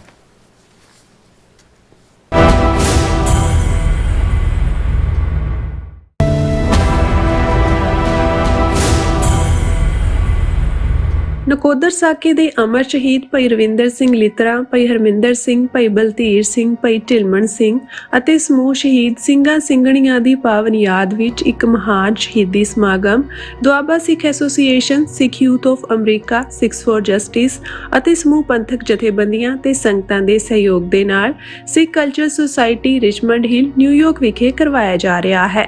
ਸ਼ੁੱਕਰਵਾਰ 6 ਫਰਵਰੀ ਸਵੇਰੇ 10 ਵਜੇ ਸ਼੍ਰੀ ਅਖੰਡ ਪਾਠ ਸਾਹਿਬ ਆਰੰਭ ਹੋਣਗੇ। ਐਤਵਾਰ 8 ਫਰਵਰੀ ਸਵੇਰੇ 9:30 ਵਜੇ ਸ਼੍ਰੀ ਅਖੰਡ ਪਾਠ ਸਾਹਿਬ ਦੇ ਭੋਗ ਪਾਏ ਜਾਣਗੇ।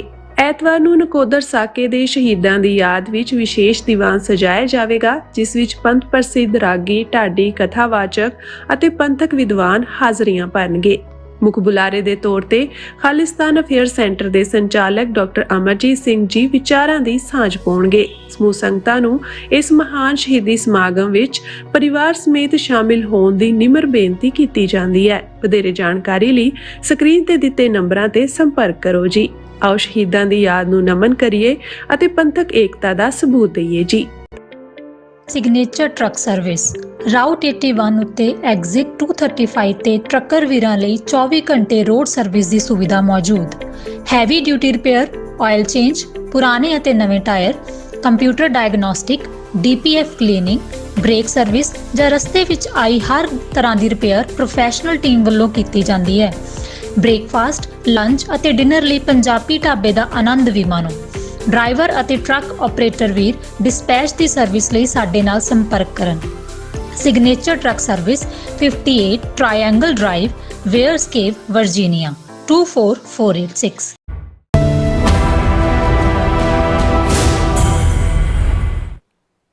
Viewers welcome back to program. So viewers ਅਖੀਰਲੇ ਸੈਗਮੈਂਟ ਦੇ ਵਿੱਚ ਜਿਸ ਤਰ੍ਹਾਂ ਕਿ ਅੱਜ ਫਰਾਈਡੇ ਹੈ ਤਾਂ ਆਪਾਂ ਆਪਣੇ ਜਿਹੜੀਆਂ ਵਿਊਅਰਸ ਜਿਹੜੇ ਨੇ ਮੈਸੇਜ ਨੇ ਉਹ ਵੀ ਲੈਂਦੇ ਆ, ਔਰ ਜਿਸ ਤਰ੍ਹਾਂ ਕਿ ਆਪਾਂ ਅਖੀਰਲੇ ਸੈਗਮੈਂਟ ਦੇ ਵਿੱਚ ਨਜ਼ਮਾਂ ਵੀ ਆਪਾਂ ਆਪਣੇ ਦਰਸ਼ਕਾਂ ਨਾਲ ਸਾਂਝੀਆਂ ਕਰਨ ਜਾ ਰਹੇ ਹਾਂ। ਆਪਣੇ ਦੋ ਜਿਹੜੇ ਵਿਊਅਰ ਨੇ ਔਰ ਸ਼ਾਇਰ ਵੀ ਨੇ, ਜਿਸ ਤਰ੍ਹਾਂ ਕਿ ਪੰਜਾਬੀ ਦੇ ਵਿੱਚ ਜਿਹੜੇ ਸਾਨੂੰ ਨਜ਼ਮ ਭੇਜਦੇ ਨੇ ਭਾਈ ਸੰਤੋਖ ਸਿੰਘ ਭਾਊ ਜੀ ਅਰੇ, ਔਰ ਜਿਹੜੀ ਇੰਗਲਿਸ਼ ਦੇ ਵਿੱਚ ਹੈਗੀ ਹੈ ਸ਼ੇਰਬਾਜ਼ ਸਿੰਘ ਢਿੱਲੋਂ ਜੀ ਨਾਲ ਜਿਹੜੀ ਨਜ਼ਮ ਹੈ ਉਹ ਆਪਾਂ ਸ਼ੇਅਰ ਕਰਨ ਜਾ ਰਹੇ ਹਾਂ। ਸੋ ਅਸੀਂ ਚਾਹਾਂਗੇ ਕਿ ਤੁਸੀਂ ਇਸੇ ਤਰ੍ਹਾਂ ਬਣੇ ਰਹਿਣਾ, ਦੇਖਣ, ਸੁਣ ਲਈ ਜਾਂ ਲਿਖਣ ਲਈ। ਤੁਹਾਡਾ ਸਭ ਦਾ ਬਹੁਤ ਬਹੁਤ ਧੰਨਵਾਦ ਜੀ। ਡਾਕਟਰ ਸਾਹਿਬ ਕੀ ਕਹਿਣਾ ਚਾਹੋਗੇ? ਦੇਖੋ, ਪੰਜਾਬੀ ਦੀ ਨਜ਼ਮ ਭਾਈ ਸੰਤੋਖ ਸਿੰਘ ਭਾਊ ਜੀ ਨੇ ਭੇਜੀ ਹੈ। ਉਹਦਾ ਉਨਵਾਨ ਉਹਨਾਂ ਨੇ ਦਿੱਤਾ ਹੈ ਬਿਪਰਾਂ ਦੇ ਕਾਰੇ। ਬਿਪਰ ਬ੍ਰਾਹਮਣ ਨੂੰ ਕਹਿੰਦੇ ਨੇ, ਔਰ ਜਦੋਂ ਅਸੀਂ ਬ੍ਰਾਹਮਣ ਕਹਿੰਦੇ ਹਾਂ, ਬ੍ਰਾਹਮਣਵਾਦ ਆਈਡੀਓਲੋਜੀ ਹੈ ਜਿਹੜੀ ਇਨਸਾਨ ਨੂੰ ਇਨਸਾਨ ਨਾਲੋਂ ਤੋੜਦੀ ਹੈ, ਜ਼ਾਤ ਪਾਤ 'ਚ ਯਕੀਨ ਰੱਖਦੀ ਹੈ, ਊਚ ਨੀਚ 'ਚ ਯਕੀਨ ਰੱਖਦੀ ਹੈ। ਔਰ ਜਿਹੜਾ ਬ੍ਰਾਹਮਣਵਾਦ ਦਾ ਅੱਜ ਰਜੀਮ ਜਿਹੜਾ ਹਿੰਦੂਤਵਾ ਦੇ ਥੱਲੇ ਜਿਹੜਾ ਉਸੇ ਨੀਤੀ ਨੂੰ ਲਾਗੂ ਕਰਨਾ ਚਾਹੁੰਦਾ ਹੈ, ਸਿੱਖੀ ਜਿਹੜੀ ਹੈ ਉਸ ਨੂੰ ਸਭ ਤੋਂ ਵੱਡੇ ਦੁਸ਼ਮਣ ਦੇ ਤੌਰ ਤੇ, ਇਨਸਾਨੀਅਤ ਦੇ ਦੁਸ਼ਮਣ ਦੇ ਤੌਰ ਤੇ ਦੇਖਦੀ ਹੈ। ਇਸ ਲਈ ਗੁਰੂ ਨਾਨਕ ਪਾਤਸ਼ਾਹ ਨੇ ਫਰਮਾਇਆ, ਮੱਥੇ ਟਿੱਕਾ ਤੇੜ ਧੋਤੀ ਕਾ ਖਾਈ, ਹੱਥ ਛੁਰੀ ਜਗਤ ਕਸਾਈ, ਬੁਚਰ ਆਫ ਦਾ ਵਰਲਡ। ਤੇ 10ਵੇਂ ਪਾਤਸ਼ਾਹ ਨੇ ਫਰਮਾਇਆ, ਜਬ ਲਗ ਖਾਲਸਾ ਰਹੇ ਨਿਆਰਾ, ਤਬ ਲਗ ਤੇਜ ਦਿਓ ਮੈਂ ਸਾਰਾ, ਜਬ ਗਹਿ ਵਿਪਰਨ ਕੀ ਰੀਤ, ਮੈਂ ਨਾ ਕਰੋ ਇਨਕੀ ਪ੍ਰਤੀਤ। ਕਿ ਜਦੋਂ ਤੱਕ ਖਾਲਸਾ ਆਪਣੇ ਨਿਆਰੇਪਨ 'ਚ ਹੈ, ਵਿਪਰ ਤੋਂ, ਬ੍ਰਾਹਮਣਵਾਦ ਦੇ ਪ੍ਰਭਾਵਾਂ ਸੰਸਕਾਰਾਂ ਤੋਂ ਮੁਕਤ ਹੈ, ਮੇਰੀ ਸਾਰੀ ਤਾਕਤ, ਤੇਜ, ਔ ਖਾਲਸੇ ਦੇ ਕੋਲ ਹੈ। ਪਰ ਜਬ ਇਹ ਗਏ ਵਿਪਰਨ ਕੀ ਰੀਤ, ਜਦੋਂ ਇਹ ਬ੍ਰਾਹਮਣ ਦੇ ਪਿੱਛੇ ਲੱਗੇਗਾ, ਮੈਂ ਨਾ ਕਰੋ ਇਨਕੀ ਪ੍ਰਤੀਤ, ਫਿਰ ਮੇਰੀ ਪਿੱਠ ਹੈ। ਔਰ ਭਾਈ ਸਾਹਿਬ ਨੇ ਕਿਹਾ, ਸੁਣ ਵਿਪਰਾਂ ਦੀ ਸਰਕਾਰੇ ਨਹੀਂ, ਕੀਤੇ ਬੜੇ ਭਿਅੰਕਰ ਕਾਰੇ ਨਹੀਂ, ਪੁੱਤ ਸਾਡੇ ਕੋ ਮਾਰੇ ਨਹੀਂ, ਅਸੀਂ ਸੱਚ ਸੁਣਾਉਂਦੇ ਸਾਰੇ ਨਹੀਂ, ਢਾਏ ਅਕਾਲ ਤਖਤ ਮੁਨਾਰੇ ਨਹੀਂ, ਇਹ ਗੁਰੂ ਦੇ ਰਾਜ ਦੁਲਾਰੇ ਨਹੀਂ, ਜਿਨ੍ਹਾਂ ਲਾਲ ਧਰਮ ਤੋਂ ਵਾਰੇ ਨਹੀਂ, ਤੂੰ ਕਰ ਲੈ ਸਾਰੇ ਚਾਰੇ ਨਹੀਂ, ਅਸੀਂ ਨਹੀਂ ਕਿਸੇ ਤੋਂ ਹਾਰੇ ਨਹੀਂ, ਤੈਨੂੰ ਦਿਨੇ ਦਿਖਣਗੇ ਤਾਰੇ ਨਹੀਂ, ਇਹ ਮਿੱਟੀ ਬੜੀ ਅਨੋਖੀ ਹੈ, ਇਹ ਜਬਰੀ ਭੋਰਿਆਂ ਭੁਰਨੀ ਨਹੀਂ, ਇਹ ਮੱਥੇ ਤਤੀਆਂ ਤਵੀਆਂ ਦੇ, ਇਹ ਕਦੀ ਝੁਕਾਇਆ ਝੁਕਣੇ ਨਹੀਂ, ਇੱਕ ਸੱਚੀ ਸੁੱਚੀ ਕੌਮ ਤਾਈਂ ਪਾ ਚਾਣਕਿਆ ਨੀਤੀ ਫਾਹ ਛੱਡਿਆ, ਤੂੰ ਪਿੱਠ ਤੇ ਕੀਤੇ ਵਾਰ ਬੜੇ ਤੇ ਭੋਰਾ ਲਿਹਾਜ਼ ਨਾ ਰੱਖਿਆ, ਸਾਡੀ ਧਰਤੀ ਦੱਬੀ ਛੱਡ ਦੇ ਤੂੰ, ਤੈਨੂੰ ਮਾਝੇ ਬੋਲੀ ਵਿੱਚ ਦੱਸਿਆ, ਇਹਨਾਂ ਚੜ੍ਹ ਕੇ ਆਉਂਦੇ ਜ਼ਾਲਮ ਨੂੰ ਭਾਊ ਦਰੇ ਖੈਬਰ ਵਿੱਚ ਜਾ ਡੱਕਿਆ। ਉੱਥੋਂ ਆਉਣ ਵਾਲੇ ਹਮਲਾਵਰ ਹਜ਼ਾਰਾਂ ਸਾਲਾਂ ਤੋਂ ਦਰਾ ਖੈਬਰ ਕੀਤਾ ਪੰਜਾਬ ਦੇ ਜਿਹੜਾ ਉਹ ਚਨਾਹ ਜੇਲਮ 'ਚ ਲਾਲਾ ਕਰਦੇ, ਲੁੱਟ ਕਸੁੱਟ ਕਰਕੇ ਫਿਰ ਉਸੇ ਹੀ ਰਸਤੇ ਵਾਪਸ ਮੁੜ ਜਾਂਦੇ ਸੀ। ਸੋ ਉਹਨਾਂ ਨੇ ਇਹ ਕਿਹਾ ਕਿ ਸਾਡੀ ਧਰਤੀ ਦੱਬੀ ਛੱਡ ਦੇ ਤੂੰ, ਤੈਨੂੰ ਮਾਝੇ ਬੋਲੀ ਵਿੱਚ ਦੱਸਿਆ, ਇਹਨਾਂ ਚੜ੍ਹ ਕੇ ਆਉਂਦੇ ਜ਼ਾਲਮ ਨੂੰ ਭਾਊ ਦਰੇ ਖੈਬਰ ਵਿੱਚ ਜਾ ਡੱਕਿਆ। ਸੋ ਬਹੁਤ ਖੂਬਸੂਰਤ ਔਰ ਬਹੁਤ ਸ਼ੁਕਰੀਆ। ਢਿੱਲੋਂ ਸਾਹਿਬ ਦੀ ਨਜ਼ਮ ਦਾ ਅਨੁਮਾਨ ਹੈ, ਬੋਰਨ ਆਫ ਦਾ 5 ਰਿਵਰਸ, 5 ਦਰਿਆਵਾਂ ਦੇ ਜਾਏ, 5 ਆਬਾਂ ਦੇ ਜਾਏ, Everyone who opened their eyes in the sacred breath of the 5 rivers, remember this truth carved in your blood. You are not born to crawl before the boots of oppressors. Everyone who opened their eyes, जिन्हें भी उन्हां 5 दरियावां दी धरती ते अपनी अख खोली है, उस पवित्र धरती ते उस दे खून दे विच कार्व होया होया है, खून दे विच उकरिया होया है, You are not born to crawl. ਤੁਸੀਂ ਰੀਂਗਣ ਲਈ ਨਹੀਂ ਬਣੇ. Before the boots of oppressor. ਜ਼ਾਲਮਾਂ ਦੇ ਸਾਹਮਣੇ ਤੁਸੀਂ crawl ਕਰਨ ਲਈ ਨਹੀਂ ਬਣੇ, ਰੀਂਗਣ ਲਈ ਨਹੀਂ ਬਣੇ. You are not dust beneath their feet. You are the keeper of your destiny, the writer of tomorrow, the roar that refuses silence. ਤੁਸੀਂ ਦੁਸ਼ਮਣ ਦੇ ਪੈਰਾਂ ਦੀ ਧੂੜ ਨਹੀਂ ਹੋ. ਤੁਸੀਂ ਆਪਣੀ ਕਿਸਮਤ ਆਪ ਘੜਨ ਦਾ ਹੱਕ ਰੱਖਦੇ ਹੋ. ਤੁਸੀਂ ਆਪਣੀ ਹੋਣੀ ਦੇ ਕੱਲ੍ਹ ਨੂੰ ਕੀ ਹੋਣਾ ਉਸ ਨੂੰ ਤੁਸੀਂ ਅੱਜ ਘੜਨਾ. ਤੁਹਾਡੀ ਉਹ ਪਬਕਾਰ ਹੈ, ਉਹ ਗਰਜ਼ ਹੈ, ਸ਼ੇਰ ਗਰਜ਼ ਹੈ ਜਿਹਨੂੰ ਕੋਈ ਚੁੱਪ ਨਹੀਂ ਕਰਾ ਸਕਦਾ. Rise, inhale the air straight from nature's chest, not the borrowed breath of cylinders offered by the occupiers. They cannot give you pure air. They cannot give you fresh water. They cannot knead honest bread for your hunger. ਕੁਦਰਤ ਦੀ ਖੁੱਲੀ ਗੋਦ 'ਚ ਆ ਕੇ ਆਪਣੀ ਛਾਤੀ ਦੇ ਵਿੱਚ ਆਜ਼ਾਦ ਫਿਜ਼ਾ ਦੀ ਹਵਾ ਭਰੋ. ਸਿਲੰਡਰਾਂ ਦੀ ਜਿਹੜੀ ਬੋਰੋਡ ਉਧਾਰ ਲਈ ਹੋਈ ਹਵਾ ਨਹੀਂ, ਜਿਹੜੀ ਕਿ ਤੁਹਾਡੇ ਆਕੂਪਾਇਰ ਤੁਹਾਨੂੰ ਦਿੰਦੇ ਨੇ, ਕਿਉਂਕਿ ਉਹਨਾਂ ਨੇ ਤੁਹਾਡੀ ਮਿੱਟੀ, ਤੁਹਾਡਾ ਪਾਣੀ, ਤੁਹਾਡੀ ਹਵਾ ਸਭ ਗੰਦਲੀ ਕਰ ਦਿੱਤੀ ਹੈ. ਔਰ ਉਹ ਤੁਹਾਨੂੰ ਈਵਨ ਜਿਹੜਾ ਤੁਹਾਡੀ ਬ੍ਰੈਡ ਹੈ ਉਸ ਨੂੰ ਵੀ ਉਹਨਾਂ ਨੇ ਜਿਹੜਾ ਉਹ ਪਿਓਰ ਨਹੀਂ ਰਹਿਣ ਦਿੱਤਾ, ਕਿਉਂਕਿ ਜਿਹੜਾ ਉਸ ਦੇ ਵਿੱਚ ਵੀ ਜਿਹੜੀ ਹੈ ਉਹ ਉਹਨਾਂ ਦੀ ਬਦਮਿਜ਼ਾਜੀ ਸ਼ਾਮਲ ਹੈ. ਦੇ offer cake with smiling faces, but poison sleeps within its sweetness. The one who trusts such hands will surely lose, for chains are often disguised as gifts. ਉਹ ਤੁਹਾਨੂੰ ਬੜੇ ਮੁਸਕਰਾਉਂਦੇ ਚਿਹਰਿਆਂ ਦੇ ਨਾਲ ਭਾਵੇਂ ਕੇਕ ਪੇਸ਼ ਕਰ ਰਹੇ ਹੋਣ, ਪਰ ਉਹ ਤੁਹਾਨੂੰ ਉਸ ਮਿਠਾਸ ਦੇ ਜ਼ਹਿਰ ਦੇ ਨਾਲ ਚੁੱਪ ਕਰਾ ਦੇਣਾ ਚਾਹੁੰਦੇ ਨੇ, ਮਾਰਨਾ ਚਾਹੁੰਦੇ ਨੇ. ਜਿਹੜਾ ਇਸ ਕਿਸਮ ਦੇ ਹੱਥਾਂ ਨੂੰ, ਜਿਹੜੇ ਜ਼ਾਲਮ ਹੱਥ ਨੇ, ਉਹਨਾਂ 'ਤੇ ਇਤਬਾਰ ਕਰਦਾ, ਉਹ ਆਪਣਾ ਆਪਾ ਗਵਾਏਗਾ ਹੀ. ਉਹਨਾਂ ਨੂੰ ਜਿਹੜਾ ਉਹ ਚੇਨਸ ਜਿਹੜੀਆਂ ਨੇ ਉਹ ਜੇ ਗਿਫਟ ਲੱਗਣ ਲੱਗ ਜਾਣ ਤਾਂ ਇਹਦਾ ਮਤਲਬ ਹੈ ਕਿ ਉਹਨਾਂ ਦੀ ਗੁਲਾਮੀ ਫੋਰਐਵਰ ਜਿਹੜੀ ਹੈ ਉਹ ਉਕਰੀ ਜਾਏਗੀ. ਸਟੈਂਡ ਅਲਰਟ, ਕਿ ਚੁਕੰਨੇ ਰਹੋ. Choose the river not the bottle, the field not the factory of lies, truth not comfort.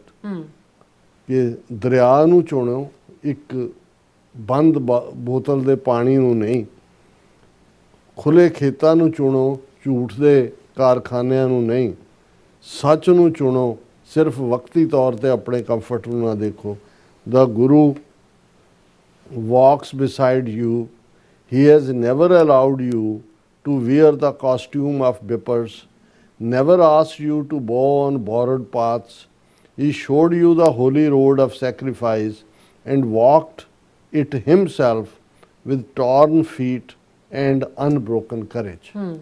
ਹੁਣ ਇਹ 10ਵੇਂ ਪਾਤਸ਼ਾਹ ਦਾ ਚਮਕੌਰ ਦੀ ਗੜੀ ਤੋਂ ਮਾਛੀਵਾੜੇ ਦਾ ਸਫ਼ਰ ਹੈ ਕੰਡਿਆਲੇ. ਉਸ ਸਫ਼ਰ ਨੂੰ, ਉਸ ਦੀ ਯਾਦ ਦਹਾਨੀ ਹੈ ਕਿ ਤੁਸੀਂ ਇਕੱਲੇ ਨਹੀਂ ਹੋ, ਗੁਰੂ ਤੁਹਾਡੇ ਅੰਗ ਸੰਗ ਹੈ. ਦਾ ਗੁਰੂ walks beside you. He has never allowed you to wear the costume of bippers. ਜਾਬੇ ਗਏ ਬਿਪਰਨ ਕੀ ਰੀਤ, ਵੀ ਬਚੋ ਇਹਦੇ ਤੋਂ, ਉਸ ਤੋਂ ਬਚਾਇਆ. Never asked you to bow on borrowed paths. ਤੁਹਾਡੇ ਲਈ ਜਿਹੜਾ ਹੈ ਉਹ ਕਿਰਾਏ ਦੇ ਜਾਂ ਉਧਾਰ ਲਏ ਰਸਤਿਆਂ 'ਤੇ ਤੁਹਾਨੂੰ ਤੁਰਨਾ ਨਹੀਂ ਸਿਖਾਇਆ. ਤੁਹਾਨੂੰ ਸੱਚ, ਹੱਕ, ਇਨਸਾਫ ਦੇ ਰਸਤਿਆਂ 'ਤੇ, ਜਿੱਥੇ ਗੁਰੂ ਨੇ ਆਪ ਜਿਹੜਾ ਉਹ ਜਫਰ ਜਾੜੇ ਨੇ, ਪਰ ਰਾਹ ਉਹ ਦਿੱਤਾ ਹੈ. He showed you the holy road of sacrifice. ਕਿ ਸੱਚ ਦਾ ਜਿਹੜਾ ਰਾਹ ਹੈ ਉਹ ਕਿੰਨਾ ਵਿਖੜਾ ਹੈ. And walked it himself. ਖੁਦ ਉਹਨਾਂ ਨੇ ਉਸ ਦੇ ਉੱਤੇ ਜਿਹੜਾ ਉਹ ਸਫ਼ਰ ਕੀਤਾ. And with torn feet and unbroken courage. Unbroken courage ਇਹੀ ਹੈ ਮਿੱਤਰ ਪਿਆਰੇ ਨੂੰ ਹਾਲ ਮੁਰੀਦਾਂ ਦਾ ਕਹਿਣਾ. ਤੁਧ ਵਿਣ ਰੋਗ ਰਜਾਈਆਂ ਦਾ ਓਢਣ ਨਾਗ ਨਿਵਾਸਾਂ ਦੇ ਰਹਿਣਾ ਸੂਲ ਸੁਰਾਹੀ ਖੰਜਰ ਪਿਆਲਾ ਬਿੰਗ ਕਸਾਈਆਂ ਦਾ ਸਹਿਣਾ ਯਾਰੜੇ ਦਾ ਸਾਨੂੰ ਸੱਥਰ ਚੰਗਾ ਪੱਟ ਖੇੜਿਆਂ ਦਾ ਰਹਿਣਾ His life was a flame of offering. His words, steel and compassion combined. He waits, eager to bless you with victory, but the step forward must be yours. Guru Sahib ਦੀ ਜੀਵਨੀ, ਉਹਨਾਂ ਦੀ ਜ਼ਿੰਦਗੀ ਆਪਣੇ ਆਪ ਦੇ ਵਿੱਚ ਇੱਕ ਰੌਸ਼ਨੀ ਹੈ। His life was a frame of offering. ਉਹਨਾਂ ਦੇ ਲਫ਼ਜ਼ ਸਟੀਲ ਔਰ ਕੰਪੈਸ਼ਨ, ਦਇਆ, ਉਸ ਦਾ ਮੇਲ ਹੈ। ਉਹ ਇੰਤਜ਼ਾਰ ਕਰ ਰਹੇ ਨੇ। He waits eager to bless you with victory. ਤੁਹਾਨੂੰ ਫਤਿਹ ਦਾ ਖਾਲਸੇ ਨੂੰ ਗੁਰੂ ਨੇ ਨਾਲ ਹੀ ਦਿੱਤੀ ਹੋਈ ਹੈ। ਵਾਹਿਗੁਰੂ ਜੀ ਕੀ ਫਤਿਹ ਜਿਹੜੀ ਅਕਾਲ ਪੁਰਖ ਨੇ ਖਾਲਸੇ ਨੂੰ ਬਖਸ਼ੀ ਹੋਈ ਹੈ। But the step forward must B yours. ਕਦਮ ਤਾਂ ਤੁਸੀਂ ਅੱਗੇ ਪੁੱਟਣੇ ਗੁਰੂ ਤਾਂ। ਸੋ ਰਾਈਜ਼, ਖਲੋ, ਨਾਟ ਟੁਮਾਰੋ, ਨਾਟ ਲੇਟਰ, ਨਾਓ। ਕੱਲ ਨਹੀਂ, ਆਉਣ ਵਾਲੇ ਪਰਸੋਂ ਨਹੀਂ, ਹੁਣੇ। Victory is not distant, it waits for the moment you decide to stand tall. Victory ਦੂਰ ਨਹੀਂ ਹੈ, ਉਹ ਇੰਤਜ਼ਾਰ। ਜਦੋਂ ਤੁਸੀਂ ਖਲੋਤੇ, ਜਿੱਤ ਤੁਹਾਡੇ ਕਦਮਾਂ 'ਚ ਹੈ। You are born of rivers meant to flow, not kneel. You are born of rivers meant to flow, not kneel. So nice, remarkable. ਕਿ ਤੁਸੀਂ ਜਿਹੜਾ ਦਰਿਆਵਾਂ ਦੇ ਜਾਏ ਹੋ, ਤੁਸੀਂ ਵਹਾਅ ਦੇ ਵਿੱਚ ਵਹਿਣ ਵਾਲੇ ਹੋ, ਝੁਕਣ ਵਾਲੇ ਨਹੀਂ। ਇਹ ਮੈਸੇਜ ਹੈ ਉਹਨਾਂ ਦਾ। So nice, so beautiful. ਸੋ ਹੁਣ ਆਪਾਂ ਆਪਣੇ ਜਿਹੜੇ ਵਿਊਅਰਸ ਮੈਸੇਜ ਨੇ ਉਹ ਲੈਣ ਜਾ ਰਹੇ ਹਾਂ। ਸਭ ਦਾ ਬਹੁਤ ਬਹੁਤ ਸ਼ੁਕਰੀਆ ਅਦਾ ਕਰਦੇ ਹਾਂ।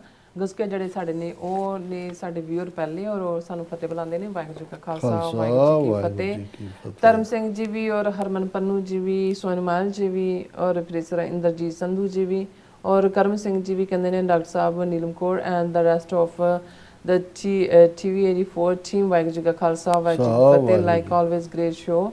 ਸਿੱਖ Panth always will appreciate your great programs.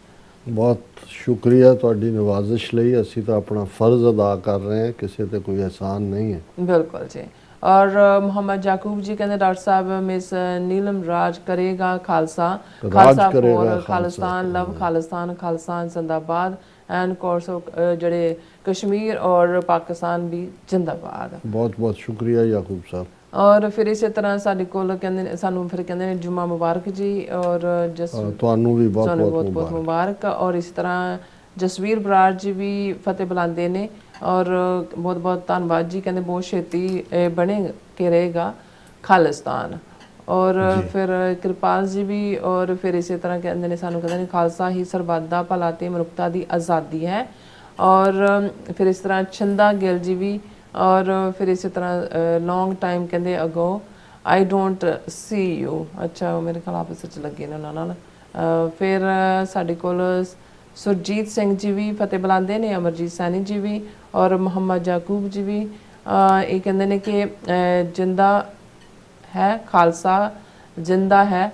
ਜਰਨੈਲ ਸੰਤ ਜਰਨੈਲ ਸਿੰਘ ਪਿੰਡਰਾਂ ਵਾਲੇ ਕਹਿੰਦੇ ਜ਼ਿੰਦਾਬਾਦ। ਭਾਈ ਅਮਰੀਕ ਸਿੰਘ ਕਹਿੰਦੇ ਨੇ ਖਾਲਸਾ ਜ਼ਿੰਦਾਬਾਦ, ਜ਼ਿੰਦਾਬਾਦ, ਜ਼ਿੰਦਾਬਾਦ। ਔਰ ਫਿਰ ਇਸ ਤਰ੍ਹਾਂ ਨਾਸਰ ਚੌਧਰੀ ਜੀ ਕਹਿੰਦੇ, ਸੰਤ ਪਿੰਡਰਾਂ ਵਾਲੇ ਪੰਜਾਬ ਦਾ ਮਾਣ ਅਤੇ ਸੱਚ ਦੇ ਸ਼ਹੀਦ ਹਨ। ਇਸ ਦਰਵੇਸ਼ ਨੇ ਜ਼ਾਲਮ ਨਾਲ ਹੱਥ ਨਹੀਂ ਮਿਲਾਇਆ, ਉਸਦਾ ਸਿਰ ਵੱਢ ਦਿੱਤਾ ਗਿਆ, ਪਰ ਉਸਨੇ ਆਪਣਾ ਸਿਰ ਨਹੀਂ ਝੁਕਾਇਆ। ਇਸ ਸੰਤ ਨੇ ਕਰਬਲਾ ਦੇ ਸ਼ਹੀਦਾਂ ਦੀ ਯਾਦ ਨੂੰ ਤਾਜ਼ਾ ਕੀਤਾ। ਕੋਈ ਸ਼ੱਕ ਨਹੀਂ। ਸੂਰਾ ਸੋ ਪਹਿਚਾਨੀਐ ਜੋ ਲੜੈ ਦੀਨ ਕੇ ਹੇਤ, ਪੁਰਜ਼ਾ ਪੁਰਜ਼ਾ ਕੱਟ ਮਰੇ ਕਬੂ ਨਾ ਛਾੜੇ ਖੇਤ। ਕਦੇ ਰਣ ਭੂਮੀ ਚੋਂ, ਜੰਗ ਦੇ ਮੈਦਾਨ ਚੋਂ ਪਿੱਛੇ ਨਹੀਂ ਮੁੜਨਾ ਹੈ, ਪੁਰਜ਼ਾ ਪੁਰਜ਼ਾ ਹੋ ਜਾਣਾ ਸੱਚ ਹੱਕ ਇਨਸਾਫ ਲਈ। ਬਿਲਕੁਲ ਜੀ। ਔਰ ਮਿਸ਼ਰਾ ਸਿੰਘ ਜੀ ਵੀ, ਔਰ ਹਰਮਨ ਪੰਨੂ ਜੀ ਵੀ, ਗੁਸਕਿਆ ਜੀ ਵੀ ਕਹਿੰਦੇ ਨੇ ਸਲੂਟ ਹੈ ਕਹਿੰਦੇ ਯੋਧਿਆਂ ਨੂੰ। ਔਰ ਜੂਜ਼ਰ ਜੀ ਵੀ ਕਹਿੰਦੇ ਨੇ ਕਿ ਵਾਹਿਗੁਰੂ ਜੀ ਕਾ ਖਾਲਸਾ, ਵਾਹਿਗੁਰੂ ਜੀ ਕੀ ਫਤਿਹ। From Harvinder Kaur, we really are grateful for you, Dr. Saab, and all others for their non-stop efforts for cause and make this light alive. ਤੁਹਾਡੀ ਨਵਾਜ਼ਿਸ਼, ਬਹੁਤ ਸ਼ੁਕਰੀਆ। अमरजीत सिंह जी कहते पंजाब के कैसे लीडर पर विश्वास किया जा सकता है। और फिर इसी तरह गुरमीत सिंह जी भी, और जूजर जी भी, और बलजीत वैद जी भी, और इसी तरह जसपाल जी भी, और फिर इस तरह गुरजीत सिंह जी भी, और बिल्ला मोहन जी भी, और सतनाम सिंह जी भी, फिर इसी तरह जगदीप सिंह जी भी, और निर्मल संदर जी भी। कहते हैं पंजाब ऑल प्रॉब्लम्स हल, खालिस्तान वीरो जागो, वोटां पा के खालिस्तान बनाओ, खालिस्तान जिंदाबाद, सिख फॉर जस्टिस जिंदाबाद, आज़ाद पंजाब जिंदाबाद, आज़ादी हल है, और किसान, हाँ जी किसान हल, खालिस्तान च वीर फौज जिंदाबाद। बहुत शुक्रिया भाई साहब। और इस तरह ढिल्लो निर्मल जी भी फतेह बुलाते ने, और फिर इस तरह टोनी ढींडसा जी भी, और गुरजीत सिंह जी भी, साका नकोदर दे शहीद ਸਿੰਘਾਂ ਨੂੰ ਕਹਿੰਦੇ ਨੇ ਕੋਟ ਕੋਟ ਪ੍ਰਣਾਮ, और जीत सिंह जी भी कहते हैं कि फतेह बुला के किरपा करो दीन के दाते, देख देख फतेह, खालसा राज खालसा जिंदाबाद, वाहिगुरू जी। और राजविंदर कौर जी भी फतेह बुलाते हैं। नुपा जी भी कहते हैं कि डॉक्टर साहब प्लीज़ वर्ल्ड वार 2 का कहते एक जड़ा सैगमेंट करया करो जी जी। और बिक्रमजीत सिंह जी भी, और इसी तरह खालसा देश पंजाब जी भी, और जो ज्वाला दल जड़े वो भी ने भी, और फिर इसी तरह साढ़े को मिश्रा सिंह जी भी, और फिर इसी तरह एक कहते ने बाबा, हाँ जी सुख जीवन सिंह जी बाबा, फिर सुखवंत सिंह जी भी, और फिर इसी तरह तीजे वाइब्स जी भी, और गुरविंदर मान जी भी, और मनप्रीत सिंह जी भी, हरमन पन्नू जी भी, साਰਿਆਂ ਦਾ बहुत बहुत शुक्रिया। सो इस तरह अपने व्यूअर्स को लेने इजाजत। व्यूअर्स सारे प्रोग्राम का समा इत्थे मुकदा। तुसीं अपने राय ते सुझाव सानूं भेजना भुलना साडे इस पते ते SOS@TV ते असीं अपना प्रोग्राम लैके फिर दुबारा सन्मुख होवांगे। तद तक ले मैनूं ते अपना सुना गया दो देखती रहो TV बुला दिओ फतेह। वाहिगुरू जी का खालसा, वाहिगुरू जी की फतेह। रब राखा।